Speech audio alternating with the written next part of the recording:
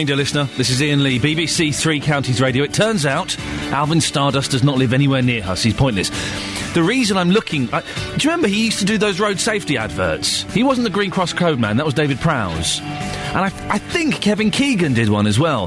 But Alvin Stardust was the one that did it for me. I'm having great trouble getting my 3-year-old to cross the road safely. Any tips will be gratefully appreciated. I'll tell you what happened at the weekend a little bit later on. Coming up on the show this morning, flippin' heck, it's busy. You can quote me on that. £1 million has already been spent fighting plans for a rail freight terminal in Hertfordshire. Now the council wants to go to the High Court. We'll find out more about the campaign next. Have you ever been the victim of a hate crime? Well, a phone line is being launched to help people who've suffered. A Buckinghamshire man will explain why he didn't want to report his problems to the police. And I want to hear all about your attempts to brew your own beer. I've never done it. My dad used to do it, and he used to do that in wine, and it used to taste horrible. Oh, it was bitter. It was like vinegar. I mean, I was only a kid. I was like 8, 9, but I had to have a little sneaky little sip. It was horrible. Oh, dear. Well, apparently home brewing is increasing in popularity. Thousands of people across the country are now doing it. I remember one night, I know this is slightly off topic, all the wine bottles exploded. The corks flew out because it was, it was fermenting or something. Fermenting. And so all the cork bottles, ping, ping, ping, flew out one evening. Fantastic. What are your experiences with home brewing? Is it just a hobby for sad old men with beards and pipes? Or is it growing in popularity? Lots of ways to get in touch. Facebook.com/BBC3CR. Always good to go on the Facebook page and have a little argument with the other listeners. You weren't doing it so much yesterday. Go on there and have a little argument. Play nice, don't be rude. But it's good to... You can see why I enjoy it so much. You can also text 81333. Starting your text 3CR. Put your name on your text, otherwise I won't read it. Or, look, the start of the show, all of the lines are free, for goodness sakes. Why don't you give us a call? 08 459 455 555. BBC Three Counties Radio. A Hertfordshire council, which has already spent £1 million fighting against the proposed rail freight terminal, is now looking to challenge the government in the High Court. Well, we followed the twists and turns of the plan for the site on the old Radlett Aerodrome site here on BBC Three Counties Radio. Just before Christmas, the Secretary of State, Eric Pickles, said he was minded to give it the go-ahead, but St Albans Council has fought it all the way. The MP for St Albans has now secured a debate in Westminster over the plans to build the terminal on Greenbelt land.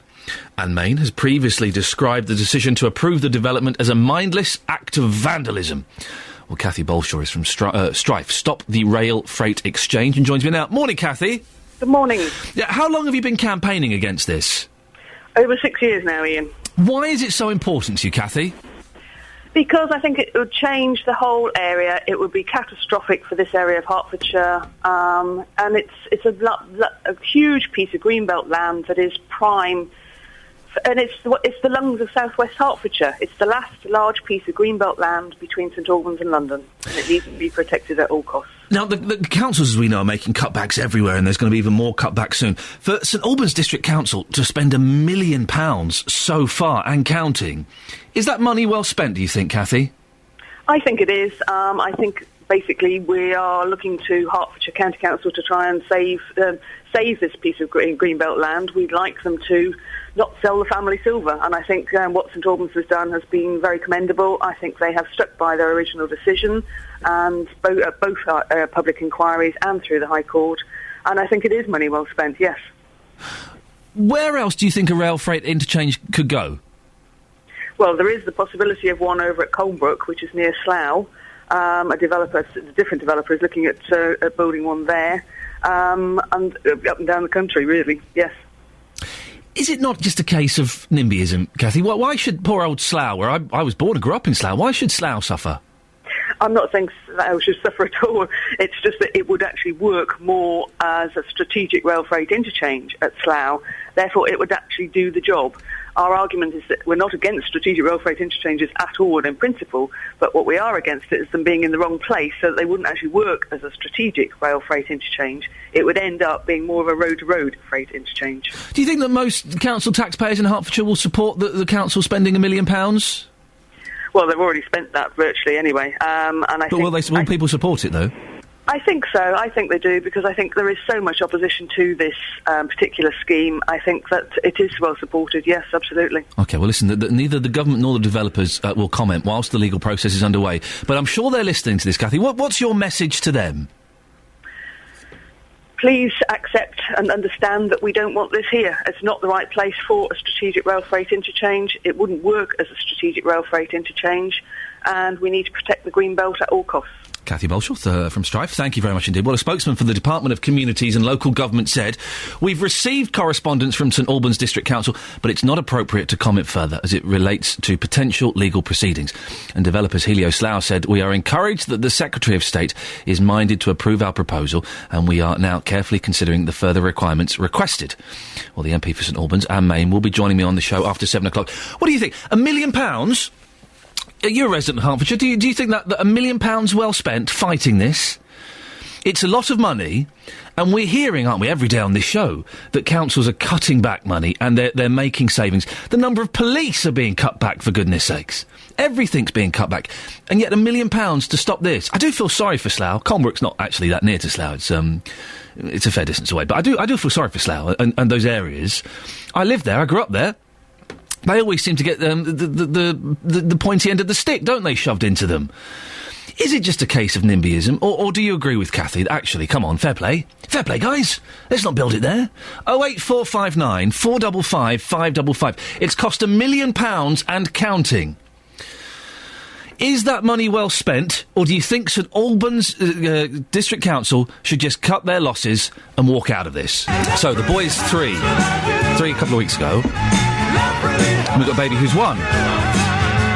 Now, if one of us, the parents, me or my missus, are out with both the boys, we're pushing the baby in the buggy, and the 3-year-old is off running like a lunatic as they do. But the latest development is he won't stop when he gets anywhere near the road. He runs straight towards the road and sometimes runs in it. The other day, my wife was out with him.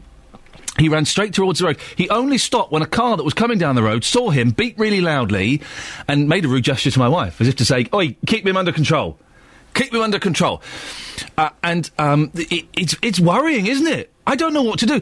We've had the chat. Why do you run into the road? You know it's not safe. You could go to hospital.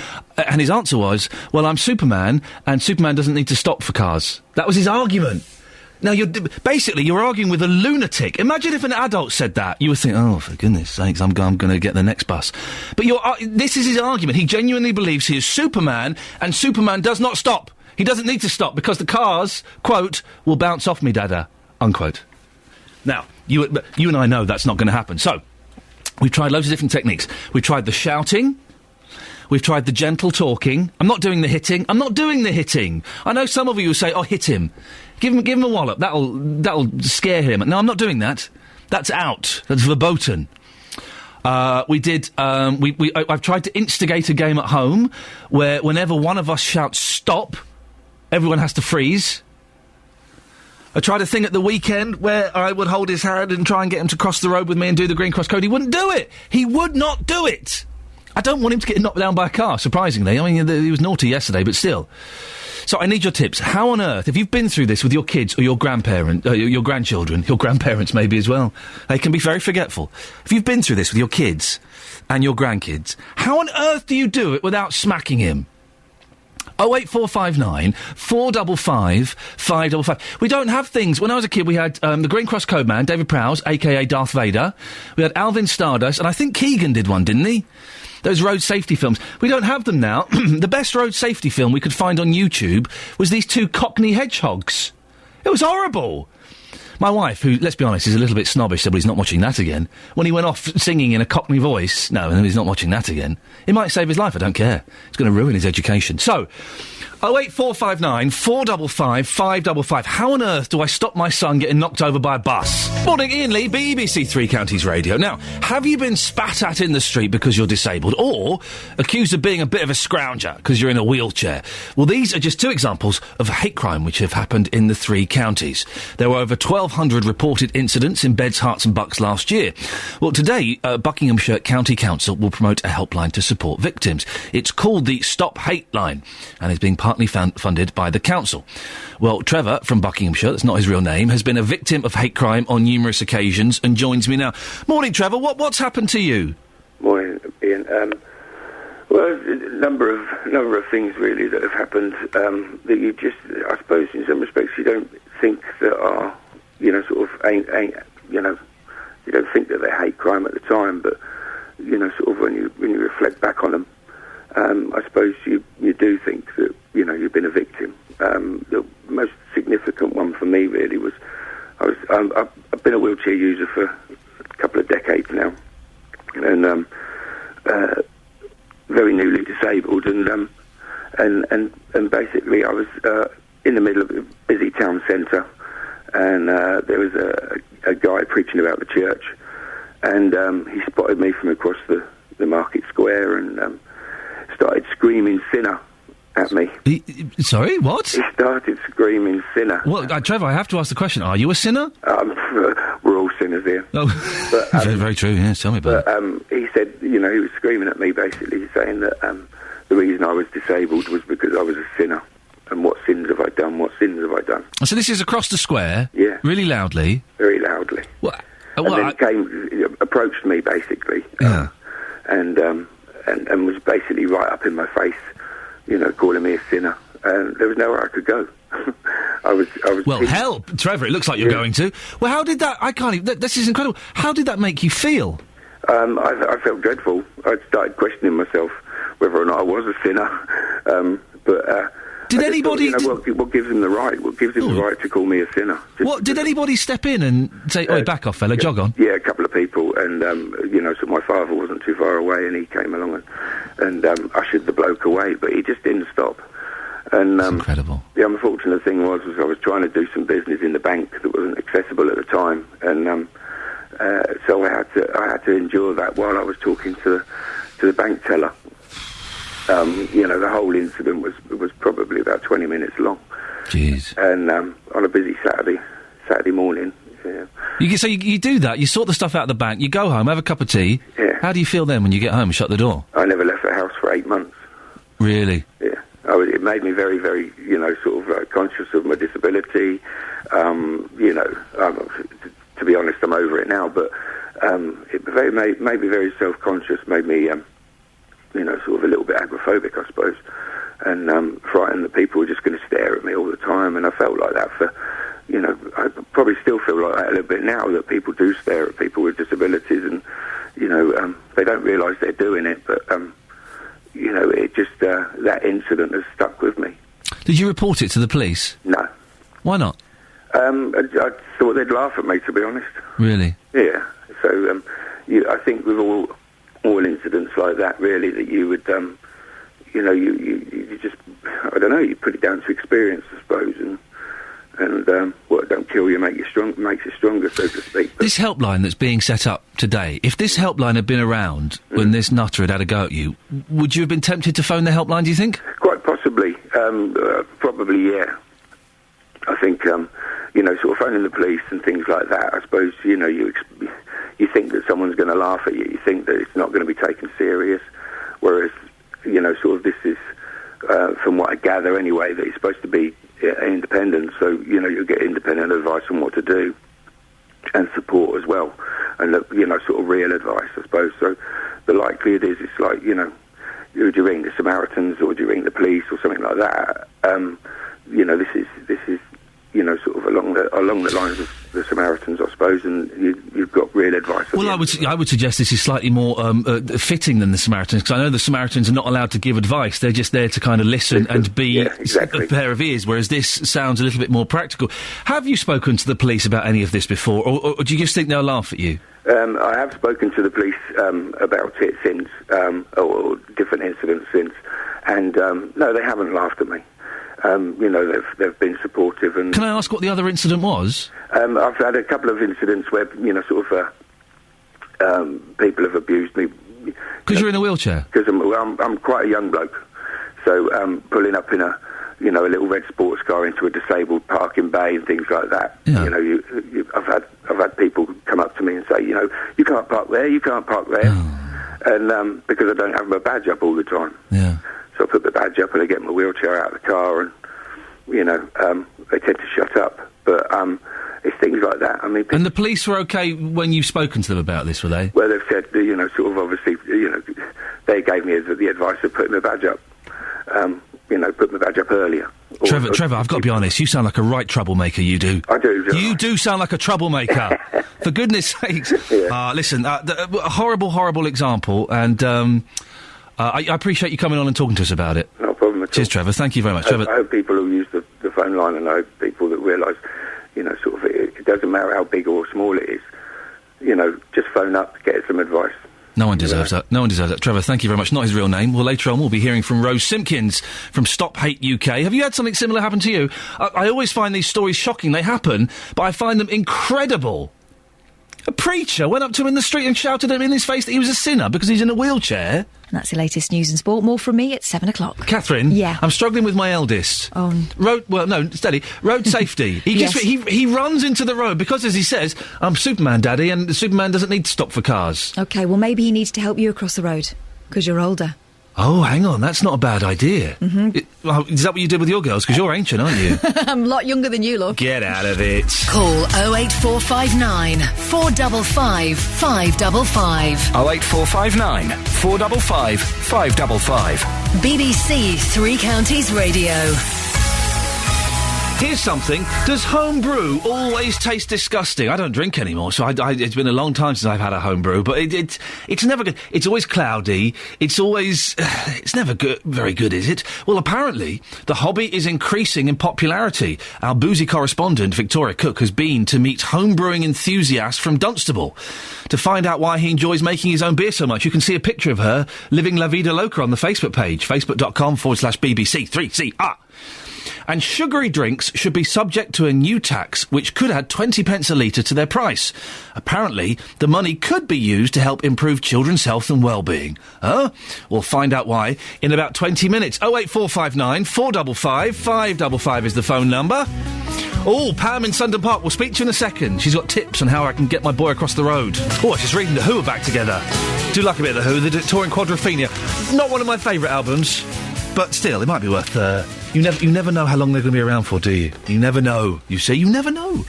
08459 455 555. I've got a 3-year-old and a 1-year-old. The 3-year-old is bonkers, and we're struggling with the road safety thing. He just won't get it, and he keeps running off onto the road. And if there's only one of us and we're pushing the buggy and he runs off and he won't stop, what do we do? Pam. Morning, Pam. Good morning. What do I do with my boy to stop him getting knocked down by a bus? Put reins on him. Excuse me? Put reins on him. Put a pair of reins on him. Explain to him that he is not to run away and they're going to stay on until he learns to do as he's told and mean it, and teach him that no means no. Do you still get those reins? Because I used to have those when I was a little boy. Yep, I bought some for my little granddaughter who's a year old, and that's all ready for when she walks by the side of a pushchair. Hey, the great thing about those, and I'm not condoning this, I'm not saying you should do it, but it's fun, is I remember wearing the reins and my mum used to spin me round with them. Yes, great. Great, what a lot of fun. Right, make it a lot of fun for the child. Yes. And you explain it and you mean what you say to the child. You teach that no means no, so they learn to do as they're told. Is that the thing is, he's so strong, Pam. If I'm pushing the buggy and I've got him in the other hand, I'm worried that that's not going to be enough, that he's going to run off. He's going to be able to pull himself away. He can't if you've got reins on him. And who's the adult? You or the child? Sometimes, Pam, I ask myself that question. Right. That's what you've got to teach the child, that you are the adult and they're to do as they're told, not as they like. Otherwise, how the hell are they going to learn? Pam, thank you very much indeed. Helen in Milton Keynes has texted in 81333, starting her text 3CR and with her name. My brother used to stand in the middle of the road playing policeman, directing the traffic in London. Oh, my goodness. Imagine you turn for a second, you look back, and your little boy's in the middle of the road being a policeman. Mum tried everything to get him to stop. When a neighbour brought him home, Mum told him in very clear terms what would happen if he got squashed by a car or a lorry, and how we would be very sad if this happened. He got the message. The thing is, at 3, they don't have a concept of real pain. The worst pain he's ever felt is when he fell over yesterday and grazed his knee. He doesn't have a concept of real pain, of hospital pain, or death. So you can't say, oh, if you get knocked down by a bus, you'll die, because that's meaningless to him. So I'm not sure if that would necessarily work. Thank you, Helen. 08459 455 555. This generation needs an Alvin Stardust, or a Green Cross Code Man, or a Rolf Harris. No, not Rolf Harris, he was the swimming video, wasn't he? Yes. He was the one where he was in the swimming pool. We need someone like that, not some cockney flipping hedgehog. Seriously, the best video we could find on YouTube, when we typed in road safety, was 2 cockney hedgehogs. Oh, I don't want to cross the road there, you'll get knocked down, mate. I don't want my boy watching cockneys. 08459 455 555. Now, what am I talking about? You'll need ingredients: malt extract, malt, hops, yeast, water, some equipment, a bucket, thermometer, and a demi-jar. Yeah, it's a demi-jar, I think. I may have just made that word up. And patience. What am I talking about? Well, you could be among the thousands of sad people... No, sorry, hang on. You could be among the thousands of people across the country who are now brewing their own beer.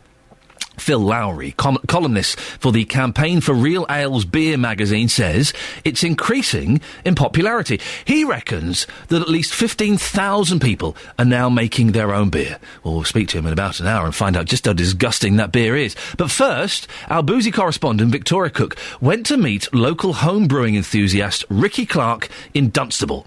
He welcomed her in by, get this, he asked her to sterilise his buckets. It's not a euphemism, it's actually got something to do with home brewing. So let me see, this is the tin of beers. Geordie Yorkshire Bitter. That's it, yeah. It says it makes 40 pints, 23 litres, beer making kit. It's really heavy. Well, yeah, 'cause that's the beer in there. I'll show you, when I take the top off, take the lid off. I'm really interested to see what this looks like. Oh, it's like syrup, brown syrup. Yeah. Can I smell it? Yeah, you can smell it. Taste it. Do you want to taste a little bit? Yeah, just on the end of your finger. It's malty. Oh, what a weird taste. So then I'll put that in there. It doesn't want to come out of the tin. Well, it will do. What's coming out into the bucket is like a dark brown syrup, really. That's it, yeah. And I'm going to put the sugar there in a minute. So we add to this sugar and water. That's it, yeah. Once all the sugar's dissolved, then you put the cold water in there. Yes, yeah. What I do now, then you get your sugar, 1 kilo. Oh, good enough. The sugar gone in. Now, see those brown sticks over there? Yeah. Probably the largest one, that's it, yeah. Now, what I do now, I'm going to pour that hot water into there. So we're going to dissolve the sugar. Yeah. And that's gone in with the beer ingredients. Yeah, that's it. So already we've been brewing for about 5 minutes and the whole kitchen's been taken over with I've only got a small kitchen. Pots and pans and spoons and barrels. Now what do I do here? I can smell that malty smell coming up now. Yeah, it's lovely. I want to put a bit more hot water in there. I can't believe how straightforward it is. Yeah, it is. It's easy, really. Stir that around again. And what we do then... There's a little sachet of yeast. And cut the lid off. So what I do now, put the lid on. Push it back in its corner. So how long will the ingredients sit in that bucket for? Well, till it's brewed, really. Generally about 5 to 7 days. So you can enjoy this in at least 6 months' time, but you probably leave it a bit longer. Well, yeah, because then I've got other beer in front of it. Yeah. This has got to take its time before it gets drunk. It's got to wait its turn. Yeah, it's got to wait its turn. That's right, so I've got to come back in 5 years. Did you want to try a bit of that? So now the moment of truth, definitely, is to try some of your homemade beer. And as I say, this is one that you made earlier. Oh, I made this 10th for the 3rd 09. So it's nearly 4 years old. Let me smell. You may not like it. It has got a unique smell, hasn't it? How strong do we think this is? I'd say it's about 4.5%. And you look at this little sip. Whoa. It's very earthy. It's got like an aftertaste as well. It's kind of... It feels very Christmassy. Does that make sense? Do you know what? It tastes quite boozy, actually, Ricky. It's very strong. It is, isn't it? So you can see with the cans there, I have cans in the fridge. What I do, I mix the can with it. So you'll actually dilute that? Yeah, I drink it on a Saturday night about 4 or 5 pints, and I wouldn't drink 5 pints of that. Because you'd be on the floor. Well, yeah, I'll be somewhere. So it makes a lovely point. Yeah, she's very brave, Victoria Cook, and probably very drunk now. Does homebrew always taste disgusting? Do you make it? I bet there are loads of you listening who've got a barrel in your shed or in your garage. It lasts for 4 years? No, I can't believe that. Well, you can see a picture of Victoria with Ricky on our Facebook page, facebook.com/BBC3CR, or on Twitter @BBC3CR. I can't get your stories on this. Isn't it more effort than it's worth? You can get beer so cheap now in Tesco's and Sainsbury's and all the supermarkets. Go and buy some Budweiser. Oh no, you go and get some Stella or something. Why make your own beer? Where's the benefit in that? Is it just the preserve? I'm not suggesting this is Ricky for 1 second, but the preserve of... my image in my head is sad old men who don't talk to their wives. Can we find some young people who do a bit of home brewing? I say young people, can we find anybody under the age of 50? Yeah, I know. Who does a little bit of home brew? Morning, this is Iain Lee, BBC Three Counties Radio, 08459 455 555. Home brewing, is it the reserve of just sad old men who don't speak to their wives? Can we find anybody young, by young, let's start optimistically, under the age of 50, who does it? Pete's in Bedford. Pete, are you a home brewer? I am, but I'm not under 50. Can I hazard a guess? 67? You're a year out. 66. 66. Yeah. Do you know what? I'm just reading about The Who getting back together, right? You're a year younger than Pete Townsend, the guitarist from The Who. That's about right. Do you reckon you could do a 2.5-hour concert every night for 6 months? Well, for the money you're pretty good for it, I think I'll give it a good try. For the money, you'd have a good crack. Are you a home brewer, Pete? I am, yes, yeah. Well, how long have you been doing it for? Since the early 70s. Why? You know they sell beer in shops now. Not for the price I can make it for, they don't. How much does it cost? How much does a pint of beer cost you from your kit? Approximately 52 pence. That's not bad. A pint. That's not bad. And what? And that's it makes a good a real ale, and I don't bottle it; I barrel it. Right. And so it is a really good real ale. And Pete, it just feels to me a little bit 1970s, a bit Abigail's Party. Really, in 2013, do you still do this? Oh, I do very much so. Yeah, I love it, and so do me friends and family. They all love it as well. Yeah, not making it, they love coming around and drinking it. I bet they do. What do you put in any special sauce? Any secret ingredients? Well, I have made my own beer, not using kits. Using my own ingredients. Yeah. Following recipes, etc. Which is great. There's nothing wrong with it, but. A little bit of advertising, if I may. There's a home brew shop in Bedford, in Union Street, Bedford, and Steve, the fella's name is. Steve. He's really, really helpful. There's a whole shop dedicated to it in Bedford? Yes. Blimey. There used to be one when I started. There was one in every town, at least one in every town. I remember it. Pete, listen, we've got to end it there, because I've got to squeeze in this song and then Justin Dealey. Pete in Bedford, thank you very much indeed. He's been homebrewing since the 70s. It does feel a little bit Abigail's Party to me. Can we find anybody under 50 who does it? I bet not. Here we go, here's something. A group of more than 60 organisations is backing a call for a tax on sugary drinks. The group includes doctors, health charities and environmental groups. A report by the charity Sustain says getting the duty at 20% per litre could raise around £1 billion a year. It says the money should be spent on free school meals and measures to encourage children to eat fruit and vegetables. Is that how tax works? I don't think that's how tax works, is it? You say, hey, if you put some tax on that, then that's exactly where it's going to go to. It just goes into the pot, doesn't it? Or is that me being naive? Well, our fizzy pop correspondent, Justin Dealey, has been asking people this morning what they think. Morning, Justin. You like a bit of fizzy pop, don't you? Oh, do I? I probably drink about 6 litres of Coke per week. Wowzers. On top of that, I probably have, 6 litres? Yes, a week. I know. I've always been like that. My teeth are going to fall out, aren't they? Plus, I probably drink about 3, 4, sometimes 5 cups of coffee or tea per day with 3 sugars a go. You're mental. Do you know what I tell you what the best fizzy drink is in the world, and no one drinks it in this country? cream soda. Cream soda. Haven't had that for years. I don't drink, and on the day we got married, we had a chauffeur to take us from the church to the reception, and the chauffeur got out and he had 2 glasses of champagne. Yeah. And I said, "Oh no, I don't drink." He said, "Oh no, sir, I've been told you like cream soda." It was a glass of cream soda. Oh, it was good. It made your day. It did. But do you know what? This morning, Ian, I'll be honest with you, I thought people wouldn't care about this story whatsoever. I was wrong. So many views have come in since 6 a.m. this morning. Here's just some of them. Take a listen to this. Martin, you think this is an excellent idea. Can you tell us why? Because, as far as I'm concerned, this is adding to obesity, it's adding to national health costs. A lot of people are making a lot of money out of actually pushing people into... It's not quite as bad as drug dealing, but these products aren't good for people. And if it shows a decline in the market in the same way as cigarettes do, I think it's a great idea. But you think it's that bad, you would actually compare it to drug dealing? I would, yes, because you've only got to see the rise of obesity in the UK over the last 20 years, and I think fizzy drinks is directly part of it. You can look at dental work, how teeth decaying, leading to heart disease. Got a bit of a thing about it, as you can tell. I can tell. So, you disagree with any form of tax on sugary drinks. Can you tell us why? People should be able to make their own minds up. We're taxed enough as it is. OK, Steve, your thoughts on any sort of new tax when it comes to sugary drinks? You're not happy about that, are you? No. If they want to get money back, stop all this MP's expenses. They want to get money back. Instead of worrying about silly little things like taxes on this, that and the other. It's all a big joke, the whole lot, when it comes to government. Sorry, that's what I've got to say about it. I mean, you're allowed your opinion. I mean, would you say, though, that by having further taxes on sugary drinks might help child obesity in this country? No, that's down to parents. And I actually think they exaggerate over obesity anyway. And just lastly, madam, your thoughts on this? This new tax, if it was to come in, do you think it would work?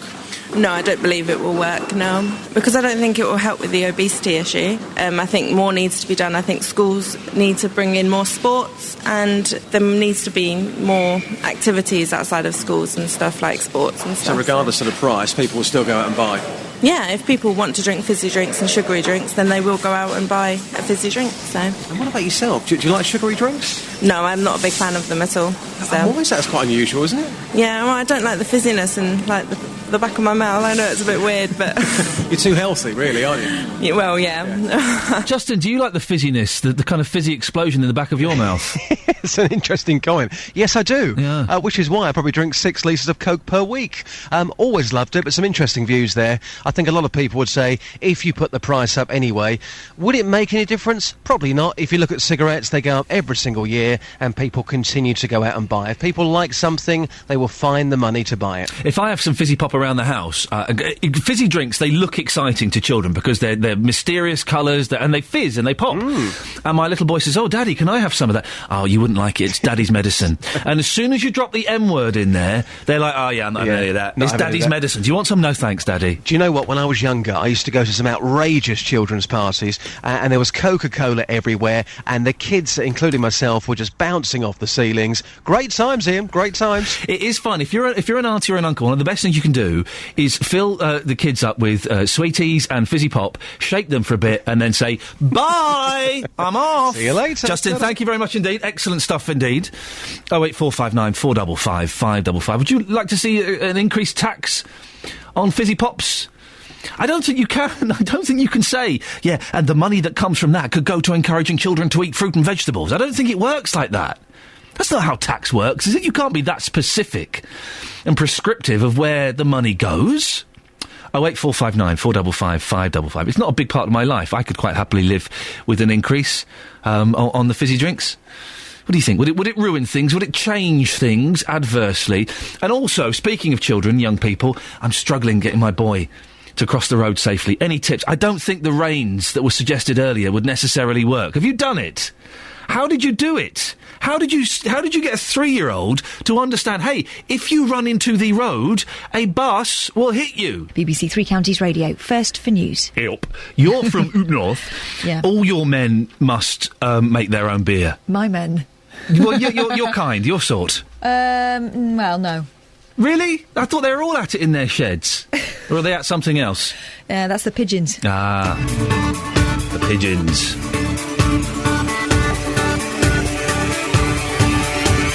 Morning, this is Iain Lee, BBC Three Counties Radio. You missed the first hour. It was pretty darn good. I think we can do better, and that's what I'm going to aim to do. But don't hold me to it. I can't promise anything.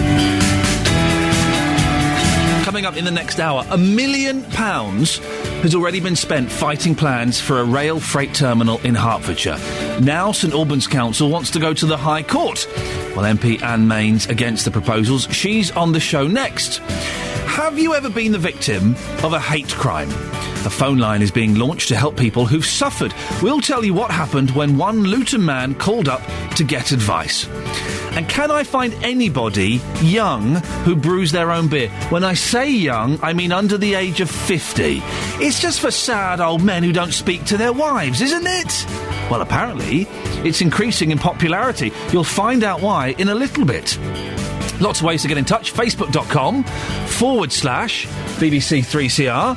You can send me a text. If you do send a text, include your name. Otherwise, I won't read it. 81333, starting your text 3CR. Or, and look, the phones are completely free. Now's the best time to give us a call. 08 459 455 555. BBC Three Counties Radio.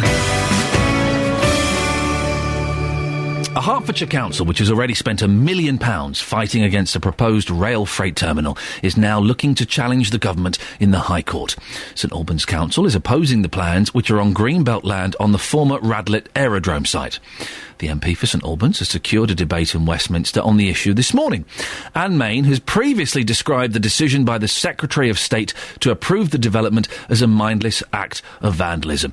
Well, she joins me now. Morning, Anne. Good morning, Ian. Now, listen, I know that we're confined slightly because of legal challenges and what have you, but what can you talk about? Where exactly is your protest now? Well, because we have got the legal challenge, and it's only a minded to decision, which means it's not firm yet. My debate today is probing whether or not we've had a shift away from protection of the Greenbelt. There's been various pronouncements in different decisions where they've said, no, the Greenbelt's more important than having a rail freight here. In fact, that's been said 3 times. But suddenly, we've got this shift to, but we're going to grant it. So I want to see if somehow maybe the Treasury's desire to build, HS2 is another example of this, means that we are now not as robust in our approach to the Greenbelt. And that's going to be the thrust of my debate today. I'm going to push the Minister. It's no good saying they protect the Greenbelt and then granting 300 acres of it to go under concrete. Well, the coalition statement a few weeks ago said that one of their aims was to protect and maintain the Greenbelt, but we are hearing examples of councils building homes on Greenbelt, so it looks like that ruling is a little bit flexible. Well, let's put it this way. There's always been some development allowed on Greenbelt, but when we were in opposition, and I'm going to say this today, numerous prominent figures within our shadow government were saying, we can't trust this government on the Greenbelt, they're trashing it, they're building on it. Well, where are we on it? And that is the important thing. The public have got to trust politicians. However they vote, they've got to know what we stand for. Greenbelt policy has a strong protection in law. Are we abandoning it? Are we softening it? Are we relaxing it? That's what I want to probe today. The Minister, I'm afraid, will not have anywhere to crawl in a corner on this one. I'm going to hit him hard with his own comments. Oh, are you going to be feisty, Anne? I think accusations of potential hypocrisy may be coming to mind. Oh, I shall be looking out for this later on. The ruling is, isn't it, exceptional circumstances. That's when things can be built on green land. And I guess that some people could argue that this freight train thing is an exceptional circumstance. Well, funnily enough, in every conclusion previously, in 2008 and 2010, the Secretaries of State at the time said that there was huge weight put to having strategic rail freight interchanges, but they hadn't proven that they couldn't put them elsewhere. Now, some of our listeners may be aware that Luton has actually put in its own strategic plan that they would quite like to consider a rail freight terminus at Sundon Quarry. Another potential place is Colnbrook. The whole point is you have to show, if you're going to do exceptional harm, and this is like a Daventry, you have to show that you couldn't put it somewhere else. And I don't ever believe that's been shown it just suddenly looks as if this might be a shovel-ready site, as the phrase goes, although you know it'll be years down the line. It's been in the planning system for a very long time, overturned for very good reasons. I don't believe there's anything in any of the decisions that show an exceptional case has been made. It's no good just saying we want one. That's a good enough reason. You've got to prove it, and I don't believe we have. And you support St Albans District Council potentially spending even more taxpayers' money to challenge it, 'cause I think it's about £1 million already, so it's just going to keep going, isn't it? Yeah, the thing is, I think we have to sort of be quite careful about what they're spending money on. The Secretary of State, Mr Eric Pickles, had said, that's what I was saying about the other sites, had said that we should have a conjoined inquiry. We were all asked, did we want a conjoined inquiry? Us on Colnbrook, which is near Slough, and the council had said yes to that, and the Secretary of State said in his response he was going ahead with a conjoined inquiry because it would be incomprehensible not to do so, that there was interrelated issues. All of a sudden we don't have one. That's what the challenge is on. What happened? What happened behind the scenes that we didn't have the conjoined inquiry that he agreed to give to us? So I don't think this is going to be a big legal challenge, unlike all the previous decisions which have been exploring whether or not we should have the planning at all. This challenge is because you can't challenge on a minded-to decision. The only decision we've had is not to have a conjoined inquiry, and nobody's told us why.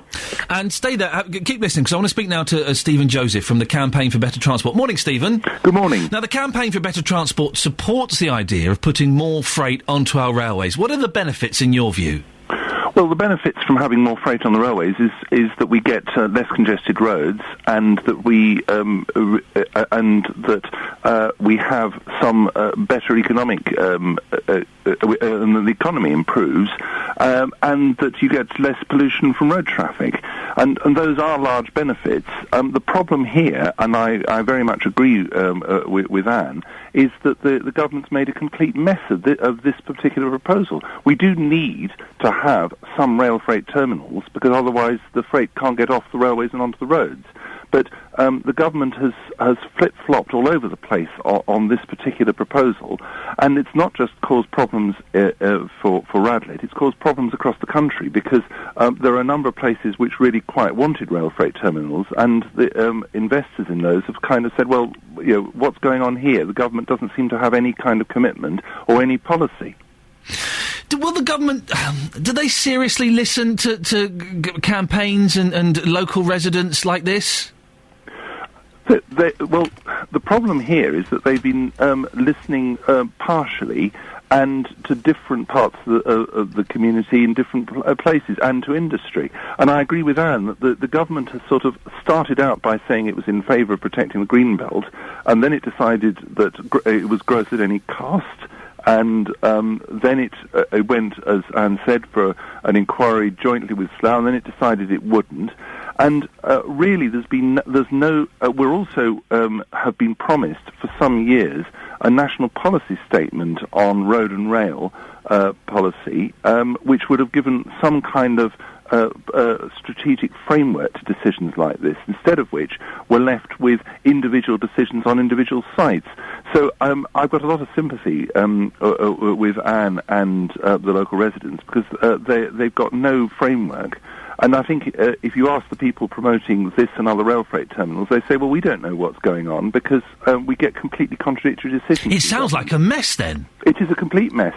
And I think the problem is that the government's now left itself open to judicial review, whatever it does, because it's said so many different things. And what happens now for you? So today you're going to go and you're sounding angry. I'd hate to be at the end of your tongue lashing. What happens after this? Well, I'm also putting in for a backbench business debate, which means I might get several hours in the House to discuss, again, the impact of planning decisions on communities. Again, I cannot, because of maybe judicial challenges, of course, yes, be talking about our site only. But, you know, again, I say HS2. Again, economic imperative. Are we deciding our transport and rail policies based on where's the best routes and the need to get transport flowing properly? And I completely agree with your former contributor to this programme. We do need to get freight off the road. But we don't need to compromise, as I believe this will do, passenger services. We're going to have 10 years of interruptions. I'm going to keep exploring every avenue open to me to probe this decision, and this as Guy said, a mess, until we get a firm decision on Radlett. OK, we have to end it there. Anne Main, MP, thank you very much. Stephen Joseph from the Campaign for Better Transport, 08459 455 555. Across beds, hearts and bucks, this is BBC Three Counties Radio. She's angry, isn't she? Ooh. I want to be the fella she's having to go at today. Thank you very much for that. Homebrew. I've been asking, can we find somebody under the age of 50 that does it? It's a lonely old man's hobby, isn't it? It's a sad old man's hobby. Dave, are you a sad old man? Well, if you'd call 39 a sad old man, then yeah, I guess I am. Do you know what? I'm 39, Dave, and yeah, I probably would, actually. Are you 40? Are you turning 40 this year? I am indeed in July, yeah. Oh, I'm in June. I'm dreading it. No, I'm looking forward to it, mate. Okay, well, so how long have you been brewing your own beer? 7 or 8 years now. But why would you do that? You can buy really cheap beer in supermarkets, David. Yeah, I know, but not only that, you can make styles of beer that you can't necessarily get here in the UK. For example, I went to America on a business trip this time last year, and some of the West Coast beers you can't get over here. So, you know, if you can get a recipe that's close to it, then you can get a beer that's, you know, fairly close to what you were drinking over there, as opposed to some of the dull dishwater that you can get over here. What do you do it? In the kitchen, in the garage, in the shed? Where's your setup? In the garage. Right, and how much beer do you make a year? Well, as a quick aside, I've currently got probably over 300 bottles worth of wine as well on the go. Has your wine ever blown up? No. Oh, okay. My old man's did. And can I ask, David, it's a personal question, don't have to answer if you don't want to. Are you married? Do you have a partner? I am, yeah. I've been married for 11 years. And what does she think? She actually quite likes it. She's a ex-uni girl, so she's obviously graduated in the real ale school anyway. She's a boozy old lush. Yeah, as long as I make beer that she likes, then I kind of get away with it. You're in there. David, thank you very much. Dave, who's near Hitchin there. Sue has sent in an excellent email on road safety. I'm struggling with my boy. He's 3, he won't cross the road, so he just runs into the road and it's going to end in tears, ours probably. And his reason for not stopping is, Daddy, I am Superman, I don't need to stop.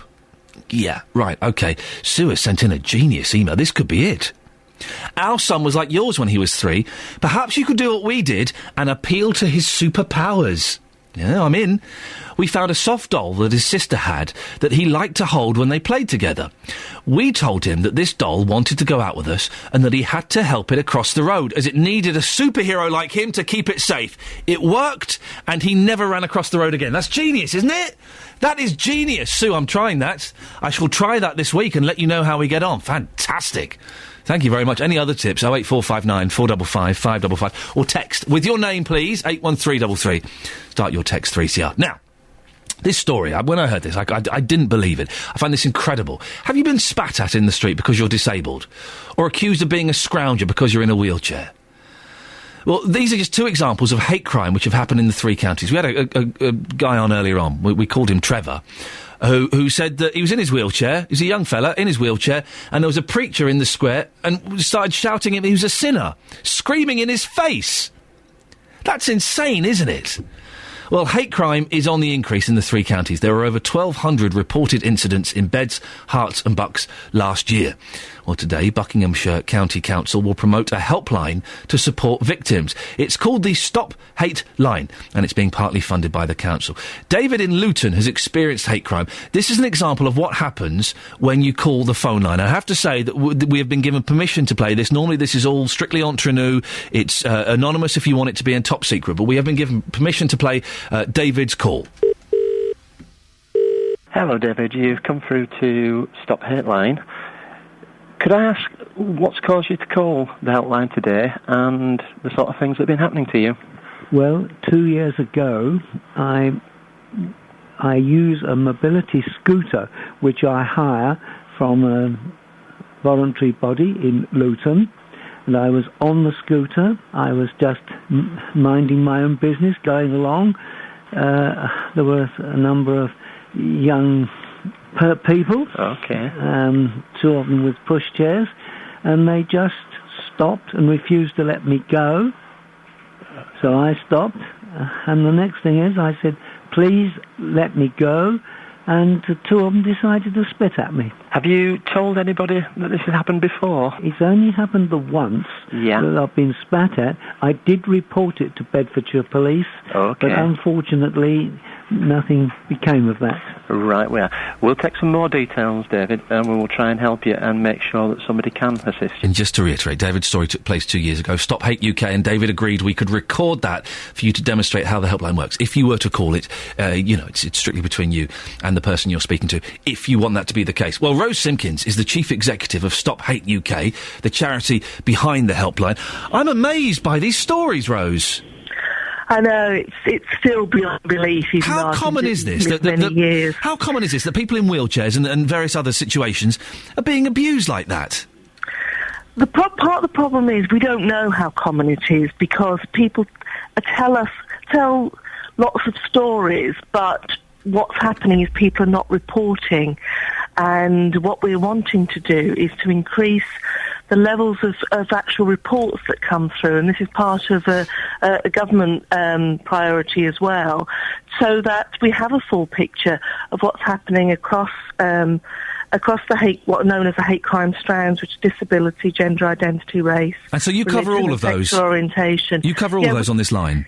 Yes, anything that is any incident that is someone thinks is motivated by some aspect of their personal identity. So it'd be all those things, but it would also be things around alternative subcultures like goths, many other things that people believe is part of who they are. And explain exactly what this line is. Is it a reporting service? Is it a counselling service? What exactly do you do? What's your aim? Well, it's a mixture of all those things. It is what's known as a third-party reporting service, where you can go to someone other than the police. And it was one of the outcomes of the inquiry into the death of Stephen Lawrence that people should have somewhere other than the police to go. But reporting is a really hard thing for people to do. So what we have is more of a conversational approach with people, and we have people come on who can barely breathe. They're so distressed by what's happened to them. So often what we're having is a conversation about what's happened, what they would like to see next, what sort of support they would like. So we're dealing with so it is a sort of support and counselling and reporting process all in one, really. We're trying to deal with their needs at the point of that call or email chat, online chat, and then working out, right, do we need to get the police involved? Is it the local authority? Is it a voluntary sector organisation? Who needs to be involved to get them a good outcome so that they feel better, and hopefully perpetrators are brought to justice? Now, various councils have been very supportive of this. Hertfordshire haven't. Why is that? Many areas have their own systems, and the Stop Hate line is only one way of dealing with that. Obviously, we think it's the best way, but lots of areas have introduced other ways of dealing with things. But the Stop Hate line is unique in this it is 24 hours where within 4 rings of the phone you will speak to somebody, and we also have text reporting, email reporting, chatting online, as well as an online form. So it's unique in its 24-hour nature. It's an approach to victims, and also just the many ways that you can contact us. And we use branding now that is available in lots of different parts of the country. So, because most people don't really know what hate crime is, even when they're experiencing it on a regular basis. They don't know that anybody cares, and they don't know how to report it. So the branding that we use is hopefully making more people aware of that. And so we've been working in Bedfordshire now. This will be our 3rd year in Bedfordshire. So the partnership between Buckinghamshire and Bedfordshire is really, really important, because people move around. And so as you move from one area to the other, you'll still see the same message around hate crime. And what we hope is that more people will then become aware that someone will do something about it. And also it's a message to perpetrators that they won't get away with it. And just finally, what does the council do? Do they fund it? Do they promote it? What's their involvement? They fund it. I mean, the police are part funding it, and the local authorities are funding the rest. What we do is we make promotional material available electronically, or they can, spend a little bit more money and buy some stuff from us. But basically, what we're doing is making it cheap and easy to get the message out there. So the responsibility for promoting it is local. We're just giving all the accessories that are needed to make that possible. OK, Rose, we have to end it there. Thank you very much. Rose Simpkins from the Stop Hate UK, the charity behind the helpline. And in an hour we'll be speaking to Hugh Matthews from Thames Valley Police about the number of hate crimes reported in Buckinghamshire. Call 08459 455 555. 08459 455 555. BBC Three Counties Radio. I don't get this home brewing thing. You can buy beer really cheaply. The fella on the line earlier said it costs him about 50 pence a pint. You can buy beer... I don't know, I don't drink, but you can buy beer cheaper than that in supermarkets, can't you? I think. David in Marsh Farm, homebrew, been doing it from the 60s. Got a 15 litre of sherry brewing kit from Bedford going now. A red wine kit costs £8 from Wilkinson. Makes 570cl bottles and it's great. But it just tastes of... You don't add anything to it, do you? It's just a kit, so everything's in there. So you're not making it from scratch. Claire? I'm assuming that's a lady, Claire. Been a home brewer for 30 years. I'm under 50. Brew for my husband and friends. Claire? Lady Claire? Joe's in Letchworth. Morning, Joe. Hello. Now listen, you're a regular caller, Joe. You'll speak sense. This is all nonsense, isn't it? Oh, Iain, you're so wrong. This is one of my absolute favourite subjects. There is so much variety now compared to what it used to be in the 70s, when it used to taste like tap water. Since then, we've got... I mean, I pick my own berries to make my own brew, so it always comes out lovely. We've got cherries, strawberries... Oh, dear. On Iain, bear with me, right? You can make fantastic wines and fantastic beers out of just about anything. And I'll tell you what the secret is. Yeah. You can actually buy ingredients straight from the producers, wine producers, beer producers. So now you get quality yeasts, you get quality malts, you get quality grape juices. Iain, you are missing out. Well, no, why don't you just go to like Sainsbury's or Waitrose or Tesco's and just buy some of their cheap booze there? You can, but it's that's why they call it the art of brewing, because it's the art. It's enjoyable. It's the art of getting boozed up, more like. It's a really enjoyable way of using a little bit of science, a little bit of art to produce something. Sorry, Joe, sorry. There must be... Hang on a minute. There must be something wrong with this. I thought for a second you said that brewing beer involved a little bit of art and a little bit of science. It does. Oh, my word, Joe, I've gone right off you. Oh, look, cream soda. Yeah? That only tastes good when it's on ice cream, an ice cream float, but it's... It tastes good. Cream soda tastes good anywhere, Joe. It's God's gift to the taste palate. Oh, Joe, have you got a missus? I have, yes, and I've blown wine up in my kitchen. Sorry, like your dad did. I wonder where that was going.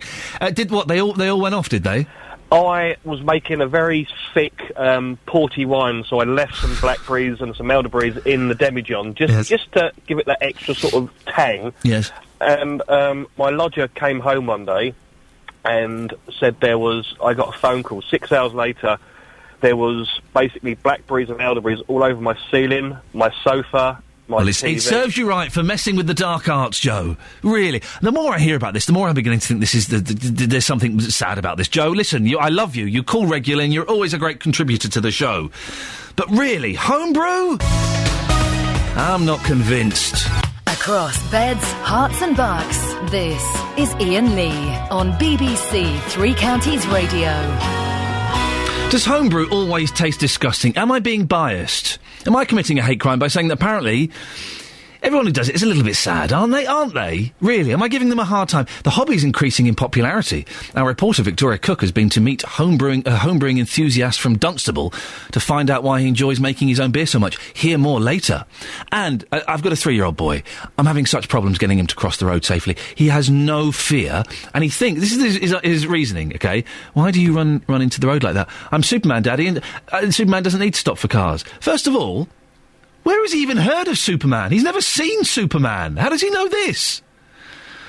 And you know that when you're having an argument and they say, well, I'm Superman, you know you're arguing with a lunatic, someone who is actually insane. How are you going to get around that? Ophelia's in Luton. Morning, Ophelia. Morning, Ian. How are you? I'm frustrated. You do sound frustrated, and it's good to hear a father feeling worried, because it's usually the women that get on with it, and the men just say, oh, don't worry Hang on a minute. What do you mean What do you mean the fathers don't worry about their children? A lot of them don't. Ophelia! What are you talking about? Because they see it as, there's nothing to worry about. He will grow out of it. What? Hang on a minute. If he gets knocked down by a bus, he won't grow out of it. I know, but he's at that stage of his development. He's reached that stage of his development where he's discovering what is fact, what is fiction. Yeah. So they do things like they just jump off the chair, they realise they can't fly. Yeah. They try to talk to animals and realise that actually animals don't talk back. Yeah. Because they've watched a lot of films, seen books, you know, different things they've seen, and they're testing it out. And unfortunately, Ian, this is where you're going to have to just be a bit more proactive in watching him near the road. What can I do? You just have to guide him through it. And you have to keep repeating to him, when he's coming to the road, you're going to have to be aware and chase after him, get his hand, unless you're going to have one of those hand stroller things that you put on the child's hand, which I don't really like. I don't like. The thing is, if I'm pushing the buggy, or if my wife is pushing the buggy, and it's just one parent out, you can't necessarily run off after him all the time. No, you can't. That is a big, big challenge. Bless those that have twins and triplets and those like you, whose children are close in age. It is really a challenge, and it is about saying, look, if you do this, rewards and treats at this time as well.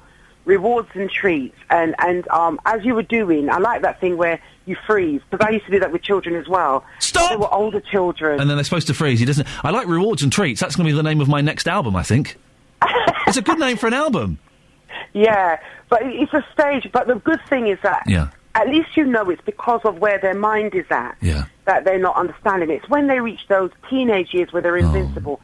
They don't need sleep. They don't need to eat. They're all off their face on drugs and pot noodles at that age, aren't they? Yeah, that's when you've got the challenge. But no, he'll soon grow out of it.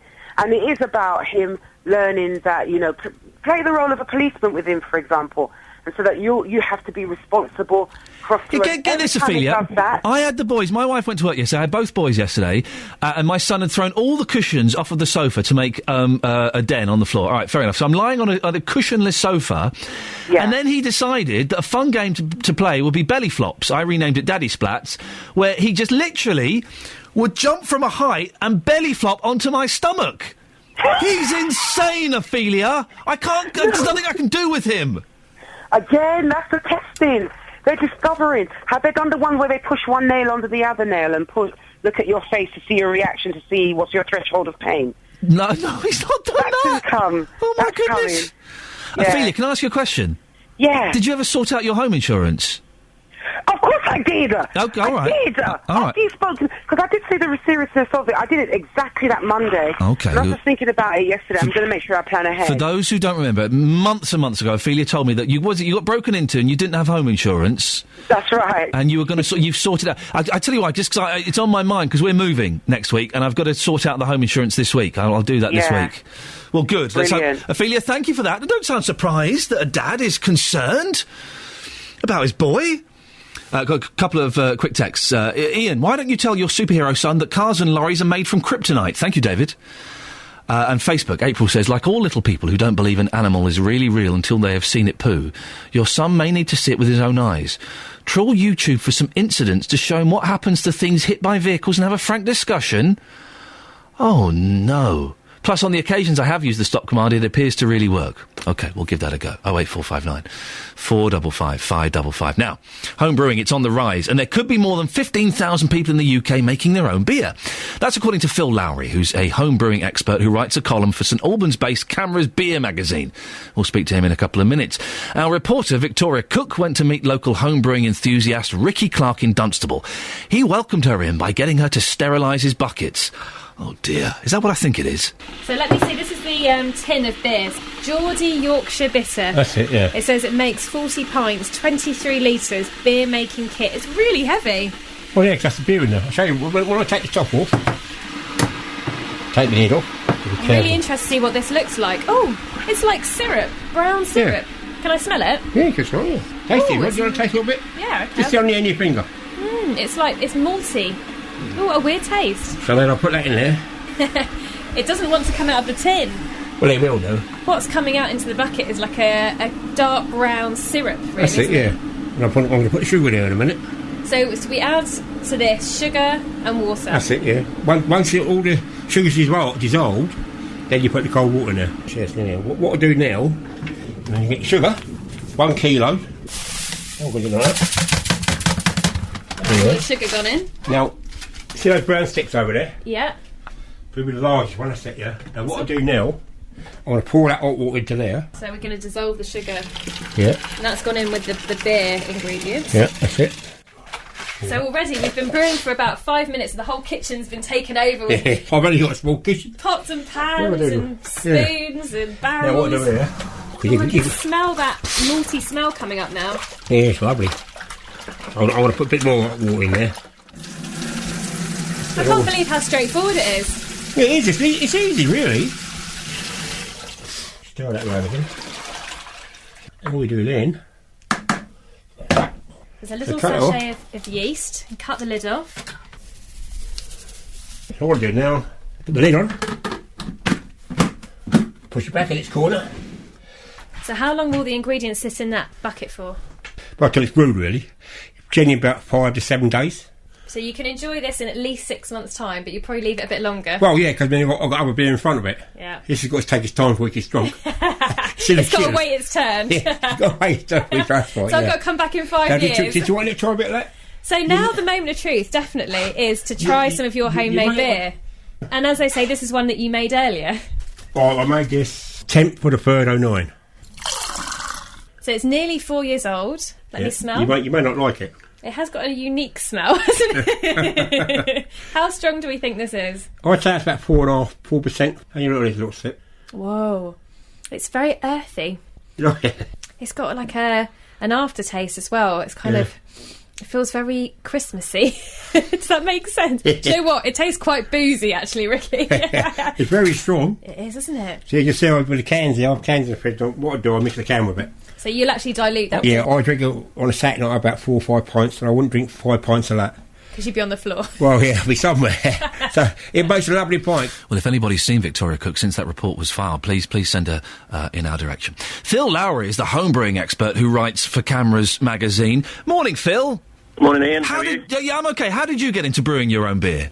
Oh, God, I grew up in a pub, basically. My mum's Italian from a sort of winemaking family, so she very much encouraged me to sort of look at, you can make this, you can do this, you can do that. So that's how it all started. And, you know, moving, I actually lived down the road. I lived in St Albans until I was about 8, and then we moved to Romney Marsh in Kent and the pub there, and then being exposed to real ale from an early age, you can't really avoid it. So. But why would you want to make it, Phil? You can buy this stuff in shops. You know that, don't you? Yeah, of course you do. You can. We're in a watershed of great beer, but in the same instance, you can make great bread at home. You can do so many other things, and why not make it? It's great fun, and there's nothing better than giving somebody a bottle of beer and saying, "I made that." Or pouring a beer for somebody and saying, "I made that." It's a real buzz. So. It's becoming more popular. Why is that? I think it is. It's an extension of the foodieisms. It's an extension of slow food. People want to taste something. People want provenance. People want to express themselves in what they and share and all those sort of home style things, but equally want full flavoured and that clear provenance of something. So people want to express themselves in their own beer. Have you ever had some homemade beer, though, from someone that's tasted a bit rotten? Because it can be tricky to get it not so it doesn't taste like vinegar. I wouldn't, not so much it doesn't taste like vinegar, but there's certain small off notes. I mean, just anecdotally, there's 2 homebrewers down the road from me here, and over the course of the last 8-10 months, I got hold of some of their beer. Somebody gave me some of the beer, and it was like it had promise, but it just needed a few tweaks. It had promise, yes, very tactful, yes. But now it's choice drinking. It's fantastic stuff. So it's having the awareness of knowing what faults are there to deal with and moving forward on it. How expensive is it to make? It's funny. I was talking to Victoria about this yesterday, and it's very much like any sort of personal pursuit, be it golf or fishing or whatever. It's how much you want to spend on it. You can start with 2 buckets and a kettle and things like that. It doesn't cost a lot, but as you progress, it can get quite expensive as you progress through. I'm sure you might have seen the article in the Observer. They were referring to £1 a pint. I'd love to have been able to make it for £1 a pint. Every time you tweak something, you tinker with something, you want a new bit of kit. It doesn't stop there. It can eat into you. Phil, what I'm hearing is this sounds like it's become an obsession. Oh, it is an obsession for everybody. It's like a lot of the things, and I think golf and fishing, etc., have clear parallels. Motorsport, all these things that people like. You kiss goodbye to the garage, kiss goodbye to Saturdays in the garage making 40, 80, 100 litres of beer. Jeez. And yeah. Phil, in my head, I've got the image of, because this is what it was like in the 70s when I was growing up, it's old men in their 60s with beards who don't talk to their wives making it. Is it? Are younger people doing this now? I think I can draw, and I will agree with you, in the 70s, I can remember friends of mine, Dad, making his boot kits in his garage, and I obviously wasn't old enough to drink them, so I couldn't comment, but now it's astounding, actually, having been in the beer industry all my life, how much, it's become cool. I mean, I've been flattered to be friends with people like Logan Plant, whose father is out of Page and Plant, and he is ex-home brewer, now pro brewer.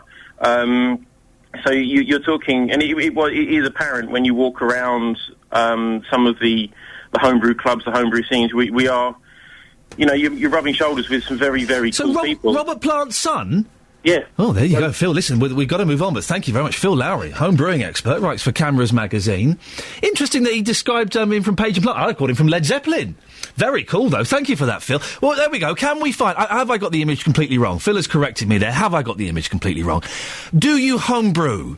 08459 455 555. I'm really keen to speak to a lady who's lost her husband to the homebrew phenomenon. You don't see your fella at the weekends.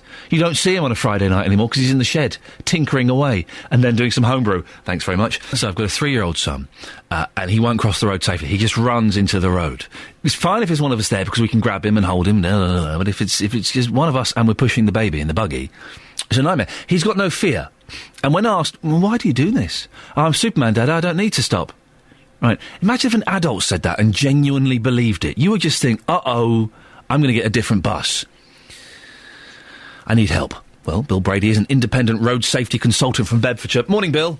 Good morning, Ian. I'm at my wit's end, Bill. What on earth do I do?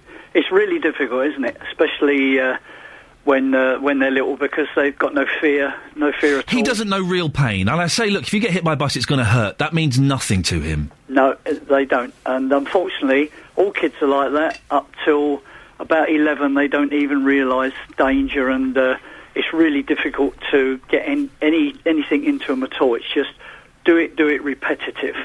When I was younger, I was in the Royal Parks Police in London. Yeah.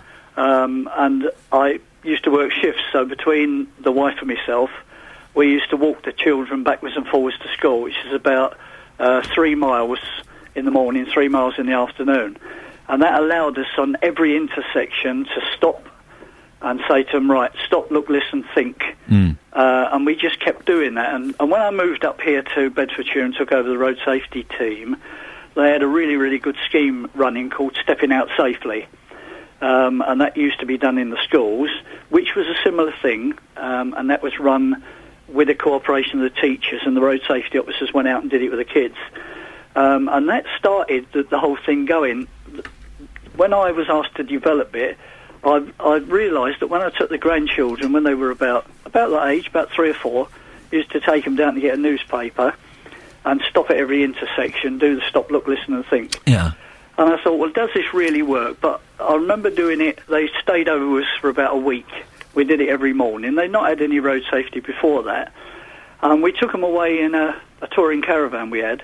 And I looked out the window in the morning when they went out to play, and they actually stopped inside the caravan park in the little roads where the cars go up and down. Genius. Not really any traffic. Yeah. And they was the older one especially was stopping with the little one, and they were doing all the actions before they crossed this little road where there was no cars. Fantastic. So the repetition of you doing it all the time kind of drilled it into them. It did, and there was a little reward from it. Oh. In Bedfordshire, what we did was give them a little badge called Curb. We called them the Curb Kids. Oh yeah. And we invented it into a thing called the Passport for Life. Okay. And every school had to take the kids out in certain years and do a little bit, and then the next year they do a bit more, and the next year they do a bit more, and then they teach them how to come out from behind parked cars. Yeah. And that whole repetition, I believe, saved many, many, many lives in Bedfordshire. Many lives. One of the problems, I think, Bill, is that we haven't got... In my day, we had Tufty, we had Alvin Stardust, we had the Green Cross Code Man, we had Kevin Keegan, we had Charlie Says, all of these kind of safety films that, you know, we kind of laugh at now, but they made it obvious about what was dangerous. We haven't got any of that now, I don't think. No. I mean, this was the problem, I think, here. A good 20 years ago, you might have heard of a presenter in 3 counties called John Pilgrim. Oh, right. He actually launched with me the Passport for Life in Bedfordshire. Yeah. And that run quite successfully for over 10 years, and it won the council the Prince Michael of Kent International Road Safety Award for innovative teaching with children on road safety. Unfortunately, since then, with cuts in staff, cuts in resources, it only runs here and there now in different parts of the county.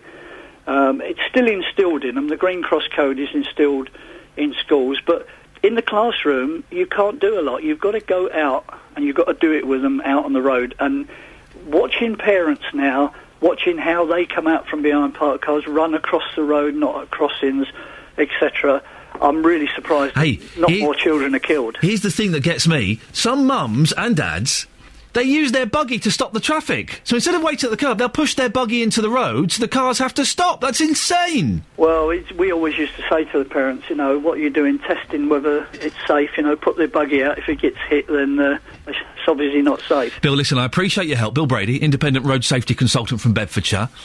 It's a worry, isn't it? The repetition, I guess. I've got some comments here. Julia on Facebook says, do the old-fashioned stop, look, listen. We even used to sniff or use X-ray eyes. Well, I don't know about the X-ray eyes. The sniff, maybe. The Green Cross Code is the thing. Stop, look, listen. That's what we need to do. And we had a go at it on Sunday. Was it Sunday? Where, yeah, it was. I kind of took him out and I did the Green... He was being so naughty. I had him on my shoulders. And I was doing the Green Cross Code and crossing the road really slowly with him on my shoulders and then kind of putting him down and getting him to do it. And he saw... There was some improvement. So I guess that's the thing, isn't it? Is just to go out with him and spend an afternoon or a couple of afternoons going out and doing it. 08459 455 555. Shall we have a quick look at the front pages? We've not done that yet this morning. We've crammed so much stuff in. Don't forget, I'm looking. If you are a homebrew widow... if you've lost your husband to the homebrew phenomenon, he's always down the shed tinkering away, or he's in the garage getting his hops sorted, then 08459 455 555. The Independent. Lawyers on the line. High-speed rail plan faces 10-year delay. Britain's HS2 high-speed rail line could be delayed for a decade as a unified coalition of Conservative councils, MPs and environmental groups threaten disruptive legal action. Oh, dear. We were talking about this yesterday, weren't we? The new £33 billion line is intended to kickstart the country's economic recovery, but Department for Transport officials now fear work may not begin until 2022. Wowzers. The Guardian. The Queen abdicates. It's not that Queen. It's Queen Beatrix of the Netherlands. And MPs threaten football with new laws to force reform. Radical proposals to overhaul the way English football is run could be backed by new legislation following a withering parliamentary report criticising the failure to introduce new financial controls and increase the influence of fans. Huh? And British troops to join French in Mali mission. Oh, dear. Number 10 insists forces will not be fighting but can aid operation against militants. Oh, right, OK, let's get involved with another one. Shall we? Yeah, why not? The Times. 1 million letters go unanswered by part-time tax officials. 1 million letters to the taxman were left unanswered last year. The head of HM... I've got to pay my tax! Oh, blimey. I've not got long. A couple of days. But thanks for reminding me. The Times. Tories to tell companies to reveal ethnic makeup. Big companies will be urged to publish the ethnic breakdown of their workforce under Conservative proposals to help repair the party's image with black and Asian voters. OK. And there's a picture of Claire and Ross Simons, who were there with a couple riding a tandem that were knocked off and killed by a hit-and-run car. The Daily Telegraph. Some actresses have won some things. New hopes as doctors say cancer can be managed. Specialists find treatments using DNA code. OK. Foreigners drive horse and cart through motoring laws. Not literally. The Daily Mail. Litter squads make millions. Fine soar as councils enlist ex-soldiers to patrol streets. Covert patrols by former soldiers have seen litter fines soar 90-fold in 15 years. A staggering 63,883 tickets were issued in England last year. Did you hear me thinking how to say a big number? My brain actually froze for a second. Millions stung by new 15% tax rises. Hard-up families punished again. This is the Daily Express. Millions of taxpayers are facing nearly 300 tax hikes, adding 15% to their bills, a report warned last night. And The Sun, I mean, geez. I'm so close to just not even looking at The Sun. The Sun, Rovers reburn. Pub inferno, Sunita dies. It's not a real story. It's that they're telling us what's going to happen in Coronation Street. I mean, come on, for goodness... Yeah, I know. Corrie Pub, the Rovers' return is to be reduced to a burnt-out shell by a fire that kills Sunita. Wowzers, I mean, that's the front page of Britain's biggest-selling newspaper. Come on!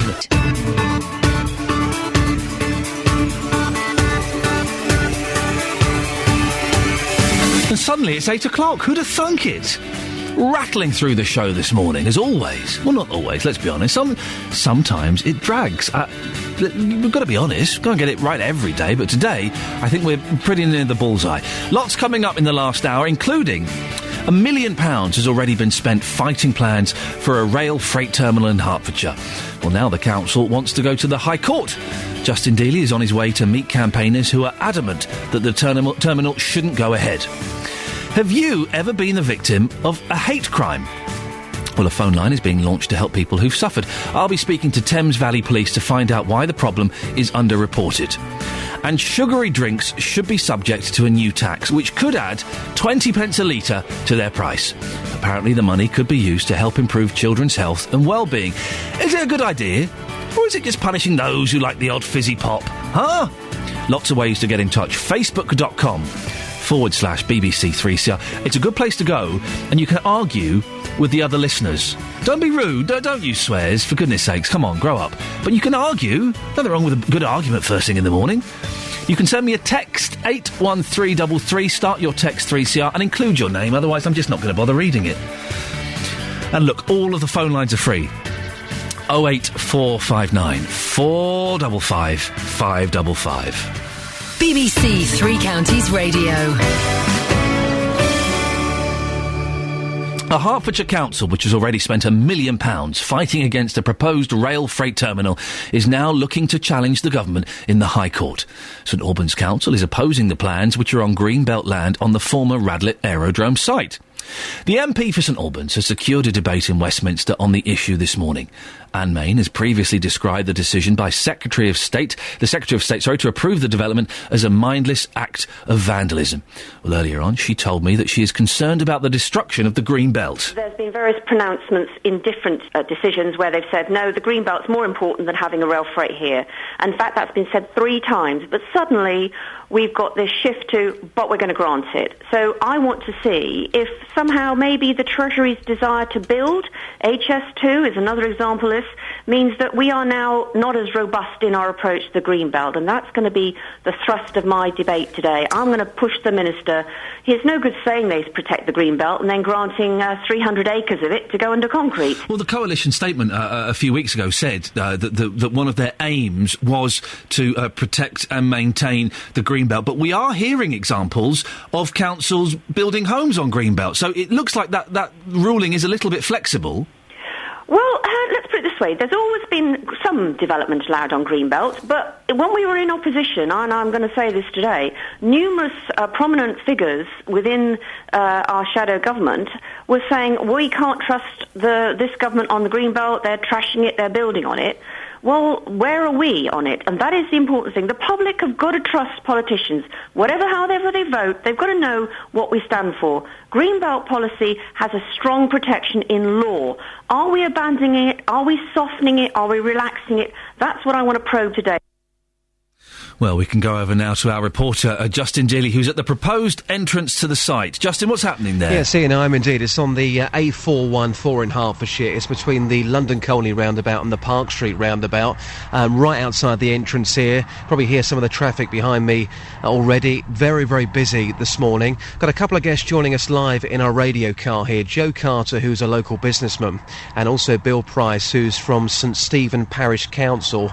Bill, first of all yourself, we're talking here about £1 million of taxpayers' money to fight this. Is it really worth it? Yeah, it certainly is, Justin. This is well worth the money spent. If this development goes ahead, it will blight the lives of the people, not just in Park Street and London Colney, but the whole of St Albans and its districts. It will affect us in a number of ways, and I'll explain those. First of all, the traffic that travels on the 414 is horrendous at the moment. Hillier Slough have estimated that they will put another 3,000 lorries every 24 hours. Now, if you work that out, that's just over 2 every minute going onto this road, and that will gridlock London Colney, Park Street, Bricket Wood, the south of St Albans completely. It will not be travelable. The road will just seize up. The other things about this horrendous development is, of course, it's Greenbelt, and we don't want building on Greenbelt. We're not opposed to rail freight terminals. We want to take the traffic off the road and put it on the road, on the rail. But this is not the case. This will not happen. Most of the stuff that comes in and out of this will travel by rail to the depot and then go out by road, and that's our big problem. The road traffic will be horrendous. Plus the pollution from the air, from the light from this depot will be absolutely enormous and will blight the lives of people all around St Albans district. Joe, you're absolutely furious about this. Tell us why. I am. I feel totally betrayed. I think that we all have been betrayed with this because the local people here have been deceived. We know what these roads can manage and what they can't manage, and what they're proposing to put on here is going to be a total disaster for the whole area, and Maynard's fault for us on this matter. And how Eric Pickles can now slide this through just one day before Christmas, well, Friday before Christmas, and expect us to take this sitting down when we know it's going to destroy our area and all that's in it. It's just ridiculous. OK, final question for you, gents. If not here, where? There are 2 other sites that are possibilities. There is Colnbrook, and as Eric Pickles promised, he would compare this with Colnbrook. He hasn't done that, and that's part of the deception, we feel. The other site is at Sundon, up in Luton, where there is unemployment. They want the site there. There is planning permission granted, and that would be an ideal site. It uses the same rail network, and the M1 motorway is very close nearby. So effectively somebody else's backyard, not yours? Well, it is in somebody else's backyard, but it's not a NIMBY attitude that we're adopting. It's the suitability of the site. And Joe, would you back that up? I would totally. The unemployment up there is required. We don't need it down here. The roads can't sustain it down here where they can up there. And a very brief question on your business. You have something like 20 vans that are up and down this road all the time. If this was to go ahead, that would have a major effect on your business, and certainly not a great effect.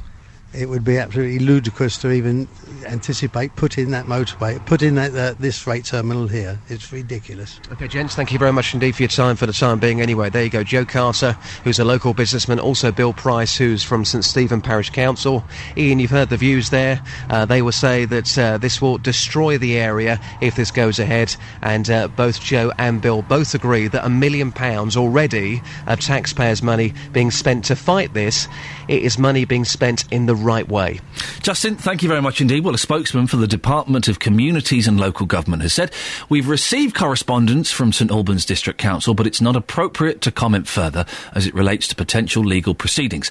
And developers Helio Slough said, we are encouraged that the Secretary of State is minded to approve our proposal, and we are now carefully considering the further requirements requested by the Secretary of State.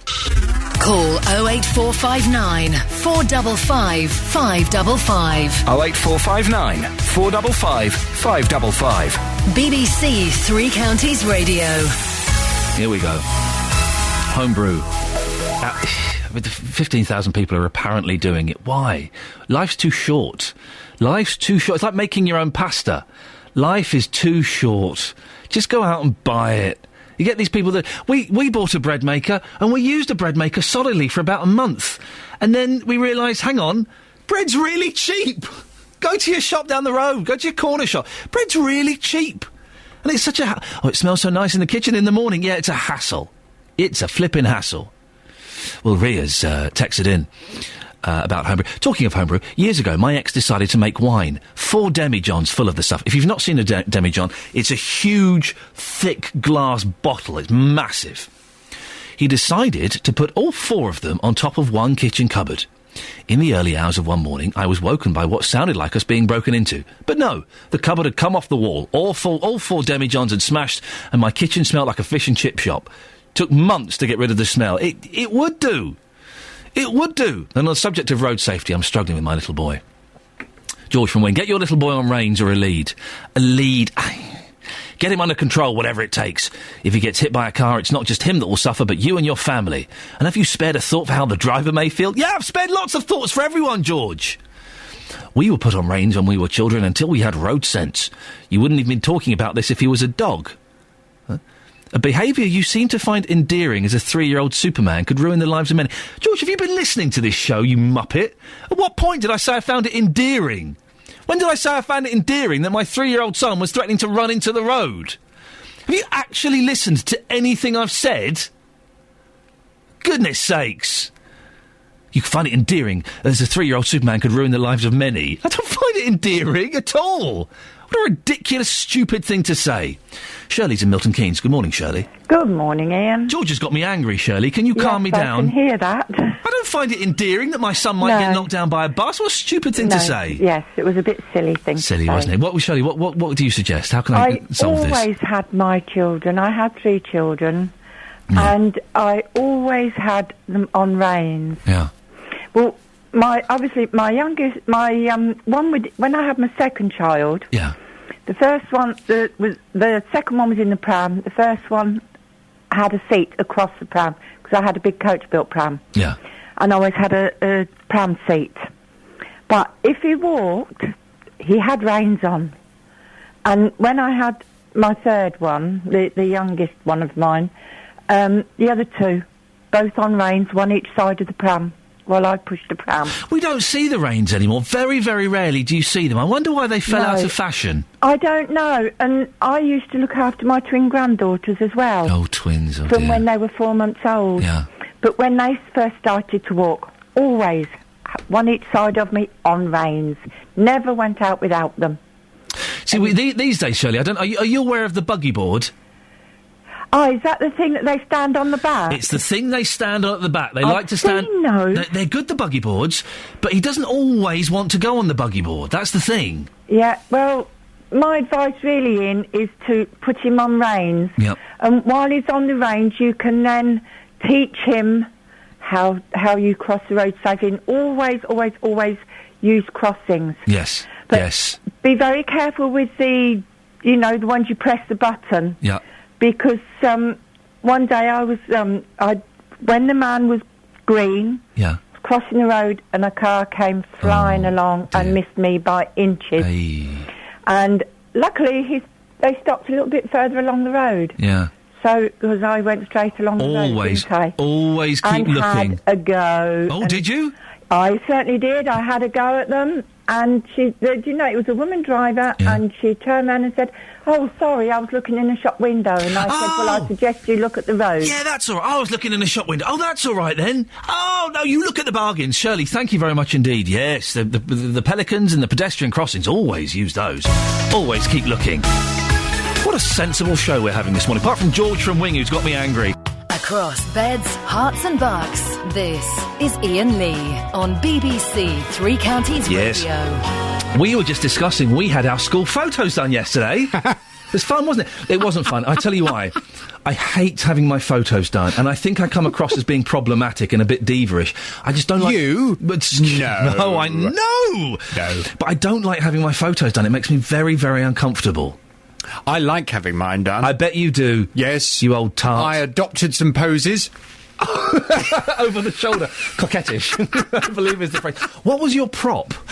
My prop? No, I had to mime my prop. Sorry? My prop was a washing machine that didn't really exist, so I had to stand there and pretend I was leaning on a washing machine that apparently will be superimposed.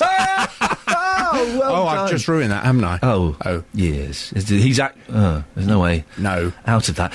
What's on your show this morning? Well, coming up on the show this morning, we're talking about this litter story. Have you seen this in the Daily Mail? The Mail, yes, we just looked at that. I'm absolutely fascinated by this. More councils, apparently, are using a private company run by former soldiers to issue litter fines. Pick that litter up! Pick it up! Can you imagine? A Freedom of Information request reveals X4 has pocketed £1.6 million in commission for offering the service, but is employing former soldiers to stop people dropping litter going too far. After all, we're only talking about the odd crisp packet and cigarette butt. Surely that could be dealt with by people who haven't been trained to kill. So from 9, on the floor! From 9 this morning, are some councils taking litter too seriously? Would you like to see this firm employing former soldiers to work in beds, hearts and bucks? Would you like our local councils to employ this private firm? Perhaps you think it's a great idea. I don't like litter. I don't like litter. No, neither do I. I disapprove of it strongly because there's no need for it. But should we be employing former soldiers to tackle it? Or is that going just a tad too far? From 9, 08459 455 555. I confront litter. Do you? And one day I'm going to be killed because of it. Do you actually confront? Yes. I particularly like it if I'm driving and it's school chucking out time and you see children dropping litter. Yeah. I like to stop my car in the middle of the road and wind the window down and chastise a group of youngsters. Yeah, you're right, because I tell you what, there is actually nothing wrong with a single man in a car stopping outside a school, winding down the window and shouting at children. There's nothing wrong with that. John, there is nothing wrong with it. I think more single men should be doing that. I did it last year. I saw this young lad, he chucked something on the floor, so I stopped my car in the middle of the road, so traffic couldn't get past. I wound the window down, and I said, "Pick that up!" And he turned and he gave me a look, and I said, "Pick it up. I'm not moving until you pick it up." Well, of course, all the traffic was backing up, so the embarrassment of it meant he kind of sheepishly went back and picked it up. You're going to get done. You are going to get done. I know. If I'd been that lad, do you know what I'd have done? What would you have done? That. Ooh. I know. I would have done. Well, I probably would have leapt out of my luxury car and karate chopped you in your windpipe.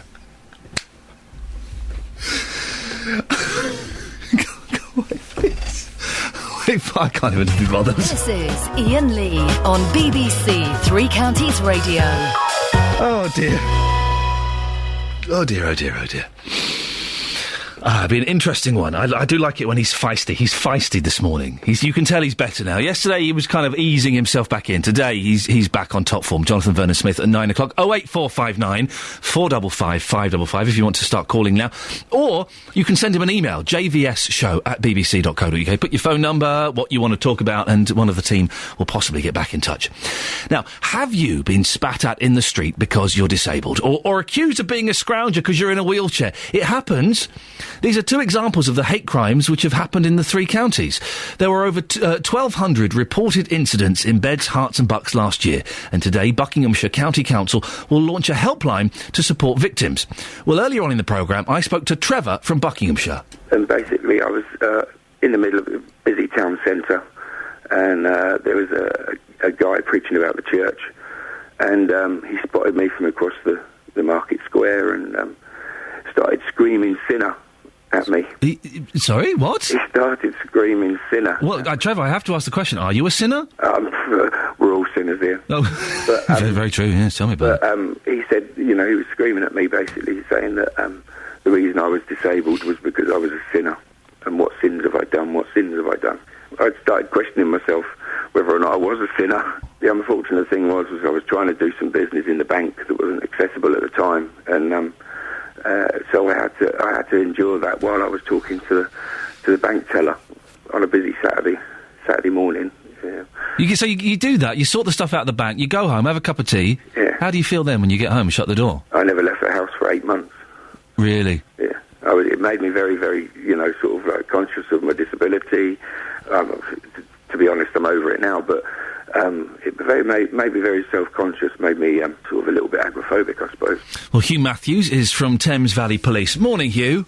Good morning, Ian. 230 crimes in Buckinghamshire. It seems a comparatively low number. Is there a real need for this service?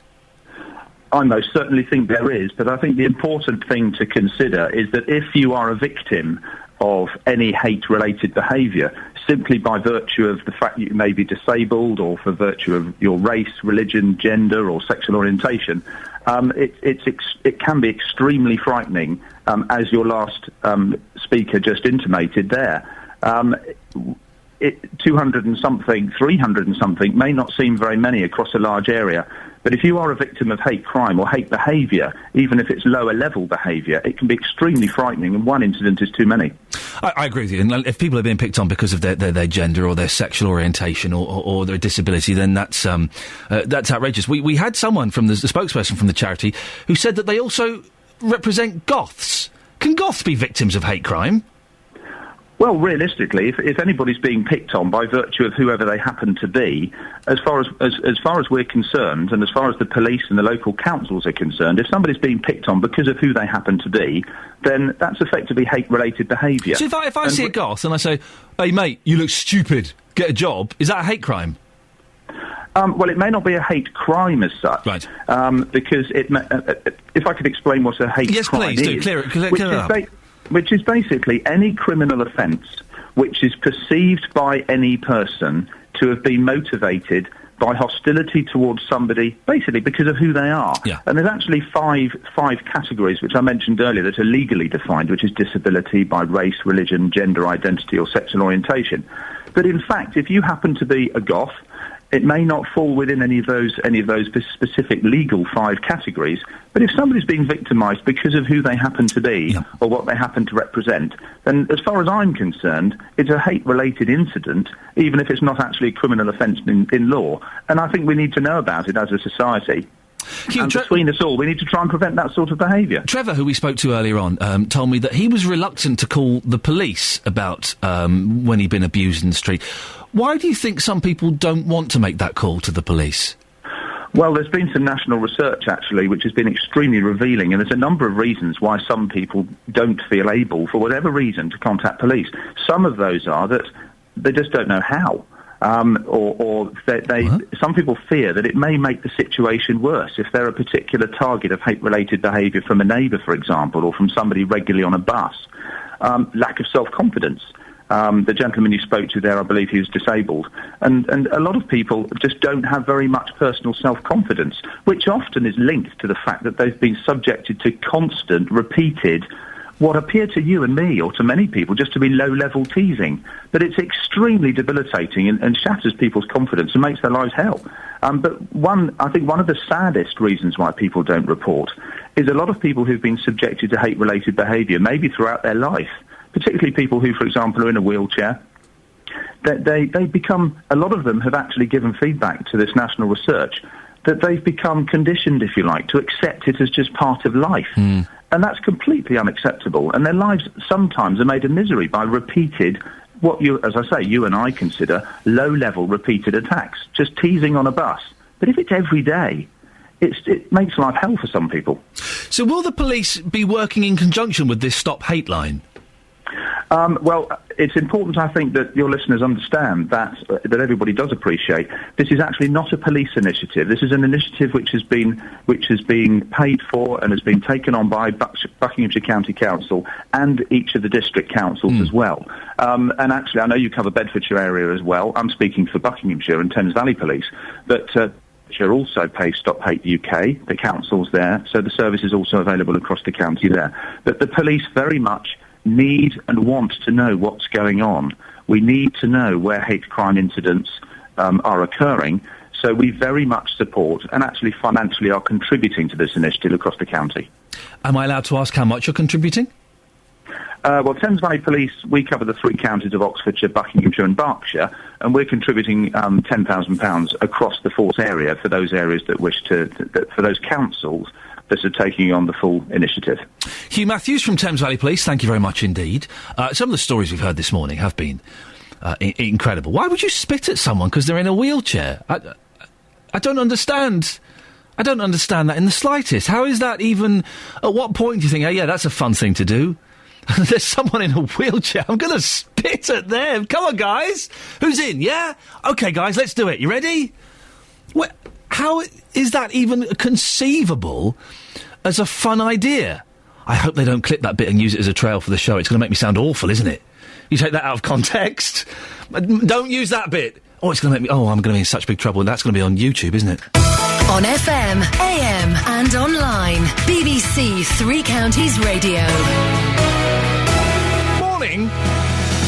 That'll wake you up, won't it? Now, in the last half an hour of the show, does homebrew always taste disgusting? Apparently, 15,000 people across the country are now making their own beer.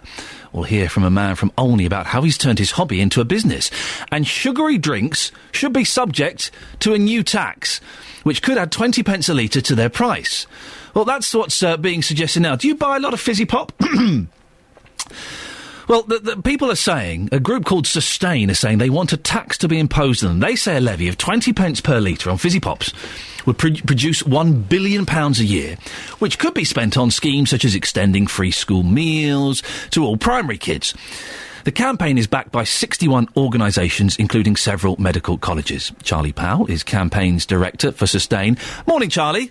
Morning, Ian. Why do you want to introduce this tax? We want to introduce it because these sugar drinks are mini health time bombs. They are providing excess sugar and excess calories, which are both things that we're not short of. We have an obesity epidemic in this country, and obesity is linked to life-threatening diseases such as heart disease, stroke, type 2 diabetes and some cancers. And we believe that, first of all, the nation would be healthier if it drank less of them, and secondly, we would raise this £1 billion a year to plough into improving children's future health and well-being. It's a win-win situation. But but why should I be punished? Why should I have to pay more money just because I like the odd cream soda and the odd Pepsi? Well, the problem is that this is a problem that's affecting us all. At current rates of increase, 70% of us will be overweight by 2020. That's not because of Coke, though, is it, or Dr Pepper? Well, that is a definite contributing factor. Now, you have to remember that diet-related illness actually costs the NHS £6 billion a year to treat. And as taxpayers, we're all paying for that. It's clearly unsustainable. And as a variety of measures that should be part of an integrated anti-obesity strategy, we believe that the sugary drinks duty is appropriate and proportionate. But Charlie, it's not going to work, is it? It's silly, because by putting 20 pence on a litre, so a bottle of, I don't know, whatever, lemonade goes up by 20 pence. It's not, people aren't going to drink less because of that, Charlie. Well, that's not what the research shows. I mean, it works for tobacco in discouraging smoking. It's the... But tobacco's gone up by... The packet of fags is about 8 or 9 quid a packet now. But 20 pence on a bottle of lemonade is not going to stop anyone drinking it, is it? It's also the theory behind the minimum unit pricing for alcohol. But the research does show that if a 10% increase in price on soft drinks will lead to about a 10% reduction in consumption. And when you think What research is that? That's research that's published. It's a systematic review of modelling studies in the American Journal of Public Health. So it's American? But it looks at 160 international studies. Right. And when you imagine that, not even imagine, when you know that 5 billion litres of sugary drinks are sold in the UK every year, you can understand the size of the problem. And we're talking about, in a can of Coke, you've got 9 lumps of sugar, 35 grams of sugar, not just Coke, but in any fizzy pop, it's sugar laden. When you realise the size of the problem, you see how it's contributing to ill health in this country. You want the tax something pretty robust has to happen. You want the tax to be spent on things such as free school meals for primary school children and getting them to eat fruit, but you can't pick and choose where the tax goes, can you? Because it goes into a pot. Well, we'd be very happy for the Chancellor to take his cut, that's for sure. But to be public acceptable, we feel that people need to be told that the money will be ring-fenced for things like health promotion to make sure that children are healthier, the anti-obesity measures. And polling from around the world shows that the public are much more supportive of these sorts of duties when they know that they're ring-fenced. But you couldn't guarantee that that's where it would go, though, could you? That's the thing. You can't say, hey, listen, introduce this new tax, but you've got to spend it on stopping kids getting fat. Well, I mean, that's why we have a campaign. We have a campaign to ensure that the duty is bought in and that the Exchequer only take a small cut and the majority is spent on actually improving children's health. And, if the government wants to do this, and we think that there will come a time when they want to do it, we're calling for it in Budget 2013, then to be publicly acceptable, they'll need to commit to ring fencing. I mean, in the same way, I suppose, that, the BBC licence fee is ring fence for the BBC. There are other precedents of this happening as well. Paul from Biggleswade and Tim in Sandy have got in touch and said, what about diet drinks which have reduced sugar? Yeah, I mean, we're not fans at all of artificially sweetened drinks, I have to say, and there's plenty of healthy alternatives. For instance, tap water is free. And come on, Charlie, listen. You can't get anything much more healthy. I like a bit of council pop. I love a bit of council pop, but if I want some fizzy pop, then that's fine. Would you put a tax on the drinks that have got reduced sugar? If they have any added sugar at all, we would have a tax on them. Dear. If they're sugar-free, no, we wouldn't. And if you look at the, it's all very well to say, oh dear, but I mean, we have to curb this £6 billion a year that's spent on the NHS treating diet-related Charlie, it's not fizzy pop that's doing it, mate. It's McDonald's and it's Burger King and it's Kentucky Fried Chicken and it's crisps and it's Mars bars and it's fizzy pop is a tiny portion of it. No, it's not. I'm sorry. It's junk food in the round, and junk food in the round covers fatty food, salty food and sugary food, and fizzy drinks are a major contribution to sugar in the UK diet, so please don't underplay the effect that sugary drinks please don't overplay the effect on sugary drinks, because I think most people drink it responsibly, and why should we be punished just for having a little glass of fizzy pop every now and then? Well, it's not about punishing, it's about discouraging consumption and raising money to improve children's health. Already 1 in 3 children leave school already overweight or obese. Charlie, I'm going to end there, because I don't think you can blame the obesity problem entirely on fizzy pop. I really think that's unfair. I think there are a lot more important things. Thank you, Charlie Powell, for Campaigns Director for Sustain. Christopher Snowdon is a research fellow at the Institute of Economic Affairs, who's coming up on... We're getting him up online now. We're going to find out his opinion. But what do you think? 20 pence a litre on fizzy pop?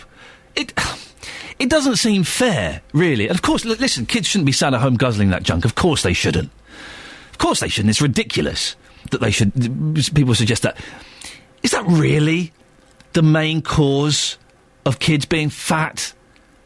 And 20 pence a litre is not going to stop people drinking that much pop, is it? It's not big enough. Put £5 on the bottle, then yeah, maybe it will. Then maybe that will happen. But 20 pence, it's not a big enough leap, is it? It's not a significant increase for people to go, well, actually, no, we're not going to get that iron brew tonight, love. We're having none of that. We'll see. Well, we're going to try and get back to Christopher Snowdon a little bit later on if we can get hold of him. 08459 455 555. What do you think? That increase, would that be enough to stop you? I suspect not. On FM, AM and online. BBC Three Counties Radio. Mrs. Nahid Khan, thank you very much, has texted in about road safety. Well done. Put your name on the text. I don't need to know your marital status, but it helps. Mrs. Khan, thank you. about how I can knock this road safety message into my boy's head. I used to tell my little boy that even though he was a superhero, I wasn't. And Mummy needed his special help to be able to cross the road. And so please, could he hold my hand and help me to cross the road? It worked every time. That is genius. We'll have some of that. I like that. That's genius. Anne in Hitchin. We're talking about people. Sometimes I do wonder the things you pick up on. We're talking about homebrew and how it's on the increase. 15,000 people are making their own beers and wines and things. I don't know why. And I mentioned that I've got a bread maker. We used it for a couple of months, and then we couldn't be bothered. It sits in the corner, and every now and then we go, oh, we should make some bread. Or we could buy some from the shop down the road for £1. Anne in Hitchin says, I've had a bread maker for 6 months and use it 3 times a week. You know exactly what goes in it and what you're eating. It's not always about cost. The thing about bread making is, unless I've got this wrong, you don't go and buy like raw ingredients. You get some flour, but then you get a packet of yeast, and then you get a packet of kind of bread seeds. Bread seeds? That's not right. It's all kind of there anyway. The same with the homebrew. You're just putting things in from packets to make it. That's it. That's all there is. I like the idea of bread making, but actually, it's such a faff to do, isn't it? It really is. We'll do a bread making special one day. That's a BBC guarantee, dear listener. Something to look forward to. Quick look at the front pages. Not because I'm filling or anything, just because I thought it'd be nice to look at the front pages. The Daily Telegraph. Some actresses have won some things. They've won some things, good for them. A vacuous, soulless industry has awarded some vacuous, soulless prizes to probably some vacuous, soulless people. Isn't that exciting? New hope as doctors say cancer can be managed. Specialists find treatments using DNA code. The Times. Tories tell companies to reveal ethnic makeup. The Guardian. British troops to join French in Mali mission. Britain is prepared to take the risk of sending a sizable amount of troops to Mali. Oh, dear. Really? Fears over UK economy put £3 billion development on hold. The Independent. Oh, star-studded Turkey. Is movie 43 the worst film ever? Oh, I want to see this because it does look absolutely awful. The Citizen Kane of awful. Critics and crowds tear into movie 43. Director hits back after gross-out comedy tanks on US release. Oh, I might go and see that. Or wait till it's on ITV. With posters boasting it had the biggest collection of stars ever assembled in one film, movie 43 was supposed to be a surefire hit. Instead, the Hollywood filmmaker behind the gross-out comedy has found himself defending the project with his energy. Oh, I like films that are really bad. Very quickly, Daily Express, millions stung by new 15% tax rises. The Daily Mail, and The Sun, there's going to be a fire in Coronation Street. We've been talking about this rail freight that could be opening. £1 million has been spent so far. Dave is in Luton. Morning, Dave. Morning, Ian. What's your take on this? Right. The businessman from St Albans and the councillor from St Albans Council... That's Anne Main, yes. Yeah. Said, right, why Sundon Park, or Sundon Village, the quarry... is an ideal place because everyone in Bedfordshire, or maybe Sundon, wants it for employment. Now, do these two people that came on, have they ever seen Lee Grave in the mornings of the chaos and the motorway at the M1? Because I can never ever see that quarry being made into a rail terminal. Why isn't it put down at St Albans? Because you've got the M1, right. You've got the M25, the M4, the M40, all close at hand. So you're saying that Anne Main, the MP, and everybody else complaining should just man up and accept that this is going to be in St Albans and stop trying to fob it off from somewhere else? Actual fact, it's not actually going to be in St Albans, is it? It's because I used to work for Freightliners at Willesden. Oh, yeah. And now...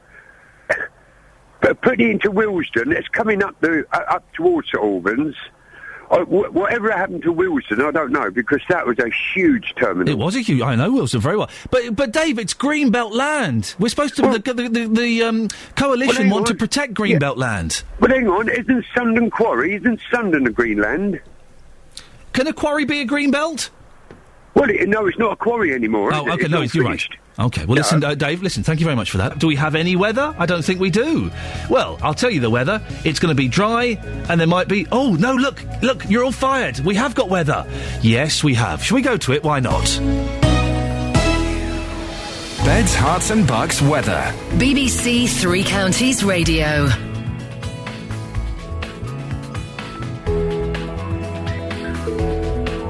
I'm not talking until you dial through, Kelly Betts. Fader 2 is open. Who's there? Is that Kate? Yes, I'm here. I do apologise. We're having little technical problems. Our staff shall be fired immediately. Over to you. Thank you very much. That's your forecast. Thank you very much, Kate. We got there in the end. Excellent stuff. Speaking of sports that I have no interest in and don't want to do, Justin Dealey, our presenter here, has... Well, we're going to speak to Justin in a bit. I'll let him tell you what he's kind of wrote me into. I hope it isn't happening. He was going to find out about it today. I hope it's not happening. Anyway, we'll speak to Justin in a minute. Home brewing is on the rise, and there could be more than 15,000 people in the UK making their own disgusting beer.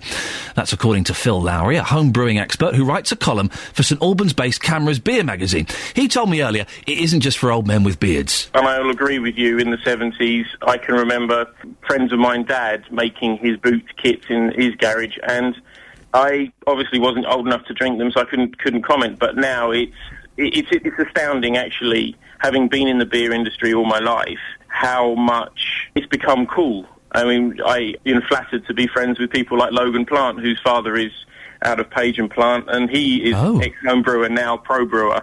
So you're talking, and it is apparent when you walk around some of the homebrew clubs. Well, Matthew Hargreaves is head brewer at Hopping Mad Brewery in Olney. He started brewing at home 5 years ago, and the business has grown from there. Matthew, why did you start brewing at home? Hello, good morning. I started brewing at home because I wanted an alternative to the type of beer that you could buy in the supermarkets to drink at home. And I really liked the thought of having a barrel of proper ale to drink at home. So that was my passion. And I don't know if you're married or if you've got a partner or what, but did your friends and your relatives kind of go, "Oh, Matthew, for goodness sakes, grow up, man"? No, they all wanted a barrel of beer. Oh, really? My wife wasn't too keen with how it dominated the kitchen, but actually everyone found it quite a lot of fun and quite interesting and a little bit different. How did you take your hobby into your business? Well, I was a businessman, had a different business before that, which I'd sold recently, and I saw it as potentially a good opportunity. And I do think, and it's backed up since launching the business, that people do want a little bit more of a locally personality, artisan-based offering to the homogenous brands that we've all become very used to. I think a little bit of alternative is very nice in today's lifestyle. Is it cheaper to make your own, Matthew? It is. However, you do have to consider the amount of time it takes. I used to make my beer always from barley, water, yeast, and hops. Yeah. And so, it would take me literally a whole day minimum, or probably a day and a half's work, to produce 25 litres of beer. So I think if you add your time in, then it's probably not. But if you're an enthusiast and you're passionate about it, then it's fun. Do you think more people are home brewing now because of alcohol being so pricey? I mean, people are being priced out of pubs, aren't they? So is that the reason? Well, I'm not certain that people don't go to the pubs because of price anymore. I don't necessarily hold that view. I just think people are more passionate and just like a little bit of an alternative lifestyle, just something a little bit more fun than the boring same old. But I think, I'm not certain as to what. I just think we've got out of the habit of going to the pub, and I think we should support our pubs because that's a great British culture, and I think once it's gone, we will not be able to get it back. Matthew, thank you very much. Matthew Hargreaves, head brewer at Hopping Mad Brewery in Olney. Well, we didn't find a lady who was a home brewer. I don't think that exists. I think it is the only hobby that you can say categorically is done 100% by gentlemen of a certain type. Oh, well, the search continues. Now, my 3-year-old boy, I love him. I had such a wonderful day with him yesterday, even when he was belly flopping me. I know, it was we had so much fun. He was naughty at bedtime, but it's just because he was tired. He won't cross the road safely. He's got no fear, and he thinks he's Superman, and that cars will bounce off him if they hit him. If you have that conversation with an adult, you think, oh, jog on, mate. But with a child, you've got to kind of go with it. Well, our road safety correspondent, Justin Dealey, is outside a school in St Albans. Good morning, Justin. Ian, I am indeed. I'm outside the Park Street School in Hertfordshire. Lots of parents here. We're going to hear from Georgina in just a second, but this lady's walked up live to our radio car. Madam, what's your name? Dawn. Dawn, welcome to the programme. You're live across Beds, Hearts and Bucks. Who's this with you today, then? This is Lily May, my daughter. And how old's Lily? 3. 3 years old. Now, Ian's child, very, very young, he thinks that he's Superman. He thinks that he's got superpowers. He can walk out into the road and everything's going to be okay. We need some advice for Ian. What would you like to say to him this morning? Well, first of all, you need to stop, look and listen and make sure that there's nothing coming your way before you cross, and also make sure that you're always holding on to Mummy's hand. I mean, has your child ever said to you, I've got superpowers, Mum, don't worry, I'll be absolutely fine? She thinks she's Supergirl. So this is definitely a child thing then. When she said to you, Mum, I'm Supergirl, I can walk out into the road, I'm fine. Again, how did you confront that situation? I said, you can't, you're not Supergirl. Supergirl has special powers and you haven't. Oh, I like you. You're good and it worked. It worked. Fantastic. Have a great day. Thank you. Thank you. There you go. Just walked up live to the radio car having a quick chat. So that was Dawn. And Ian, I've got some more advice for you. Would you like it? I would love it. Yes, please. Earlier on, I spoke to Georgina, and this is what happened. Right, Georgina, you just pulled up here to the school. Tell us who's in the car with you this morning. I've got my 2 children, Charlie and Elizabeth, and my dog Rufus. And who's the worst behaved out of those 3? Probably the dog, or me. Now, your children, are they a bit like Ian's? Do they claim to have superpowers and they can walk out into the middle of the road and they think nothing will happen? Pretty much so. They think they're invincible, yes. So how do you solve this problem then? Because Ian's got a problem now. How would you solve it? What I do is I really tell them brutally what will happen, but it doesn't seem to make much difference, so I generally have to go around with them and, you know, sort of be their backup plan or take away their privilege of walking on their own. So you've actually said to them, look, if you were to continue to walk out into the road, you could actually die here. You've been that honest with your children. Oh, absolutely. Lose legs, be in a wheelchair, won't be able to do things. Yeah, absolutely brutal. And has it made a difference? Not really, no. So what next? I don't know. I wish there was an answer, I have to say, because that does worry me all the time when they're on their rollerblades, when they're on their scooters, bikes, walking to school, anything. You know, generally if they're out, that's one of my main fears, that they walk out. And do you think, just lastly, do you think we need more road safety videos? Because when I was growing up, when I was at school, we had them all. Yeah, nowadays, you don't tend to hear too much about them. No, I agree. Yeah, you don't see much at all that helps you with this sort of thing. Yeah, I think that'd be a great help. Brilliant stuff. Thank you very much indeed for your time. Get the kids into school. Have a good day. Will do. Thank you. Bye-bye. There you go, Ian. I think you need to be brutally honest, my friend. Wowzers. That's hard. That's harsh. It was harsh, but in saying that, even being that harsh for Georgina sadly hasn't worked. We need another... Now, listen, Justin, just going off on a slight tangent. Yes. Yesterday after the show, we came in, we had the meeting, we were all buzzing, high-fiving each other, because it was... We always buzz after the show. Yeah. And you came in and said, oh, yeah, I've just been down, I've got you fancy coming and doing a little bit of this bit, a little bit of that bit of ducking and diving. Just tell the listener what it was you mentioned yesterday, you asked me to do. Well, and is it happening? It was quite literally ducking and diving. Yeah. Because hopefully this Thursday, still hasn't been confirmed yet, to my knowledge anyway. Fingers crossed. Of course, the big TV show Splash back on our TV screen. Which we love. Saturday. We do love it. I think it's great. It's tacky TV, but we love it. That, of course, is filmed in Luton at the Luton Sports Village in Spire. There's an opportunity for us to get our Speedos on and to go down to Inspire, potentially this Thursday, and have a dive-off with one of the diving instructors. Wow. Now, surely you've got to be up for this. Well, no, you say up for it. Yes. No, not really. Because there were, like, girls in the studio after the show. It's in my rider. I was kind of like, yeah, OK, man, yeah, come on, let's go diving, Dealey. But I'm terrified. Why are you terrified? I can't dive. I can't do the... dive, EJ. Come on, no. We both can't dive. Not 10 metres. No. I don't think the BBC Health and Safety Form quite goes to 10 metres, but we could certainly do a dive from maybe 5 metres. Oh, no, are you serious? Meters? Yeah. What if my swimmers fall off? Well, you just got to get on with it, haven't you? You've got to walk out the pool like a proud man. You know, I've heard the rumours, so it should be okay. Oh, dear. When do we find out if this is going to happen or not? Probably by 9:30 this morning. Oh, I really, everybody at home, just pray that this gets called off, because the sports centre realise this is a ridiculous idea. And you know what? Work experience Kelly Betts, I know that she's up for it as well. She cannot wait to get down there to see our ripped bodies in that pool doing a dive. Well, Kelly has made so many mistakes this morning, Justin, that I suspect she won't be working with us anymore. Oh, it's a shame. Thank you, Justin. Listen, let's keep our fingers crossed that doesn't happen. And thank you very much. I really don't want to go diving, but it's that thing of I've kind of said, yeah, whoa, hey, come on, man. Totes! I'm totes in with the dive.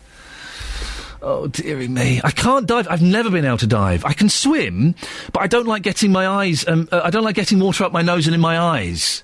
I can't swim underwater. Do you know what? When I was a kid, I wanted to be an actor, but I didn't want to be an actor because I was scared I'd be in a film where I had to swim underwater with my eyes open. I did. I used to watch The Towering Inferno and Jaws and think, I could never do that. It's not The Towering Inferno. Poseidon Adventure, that's it, yes.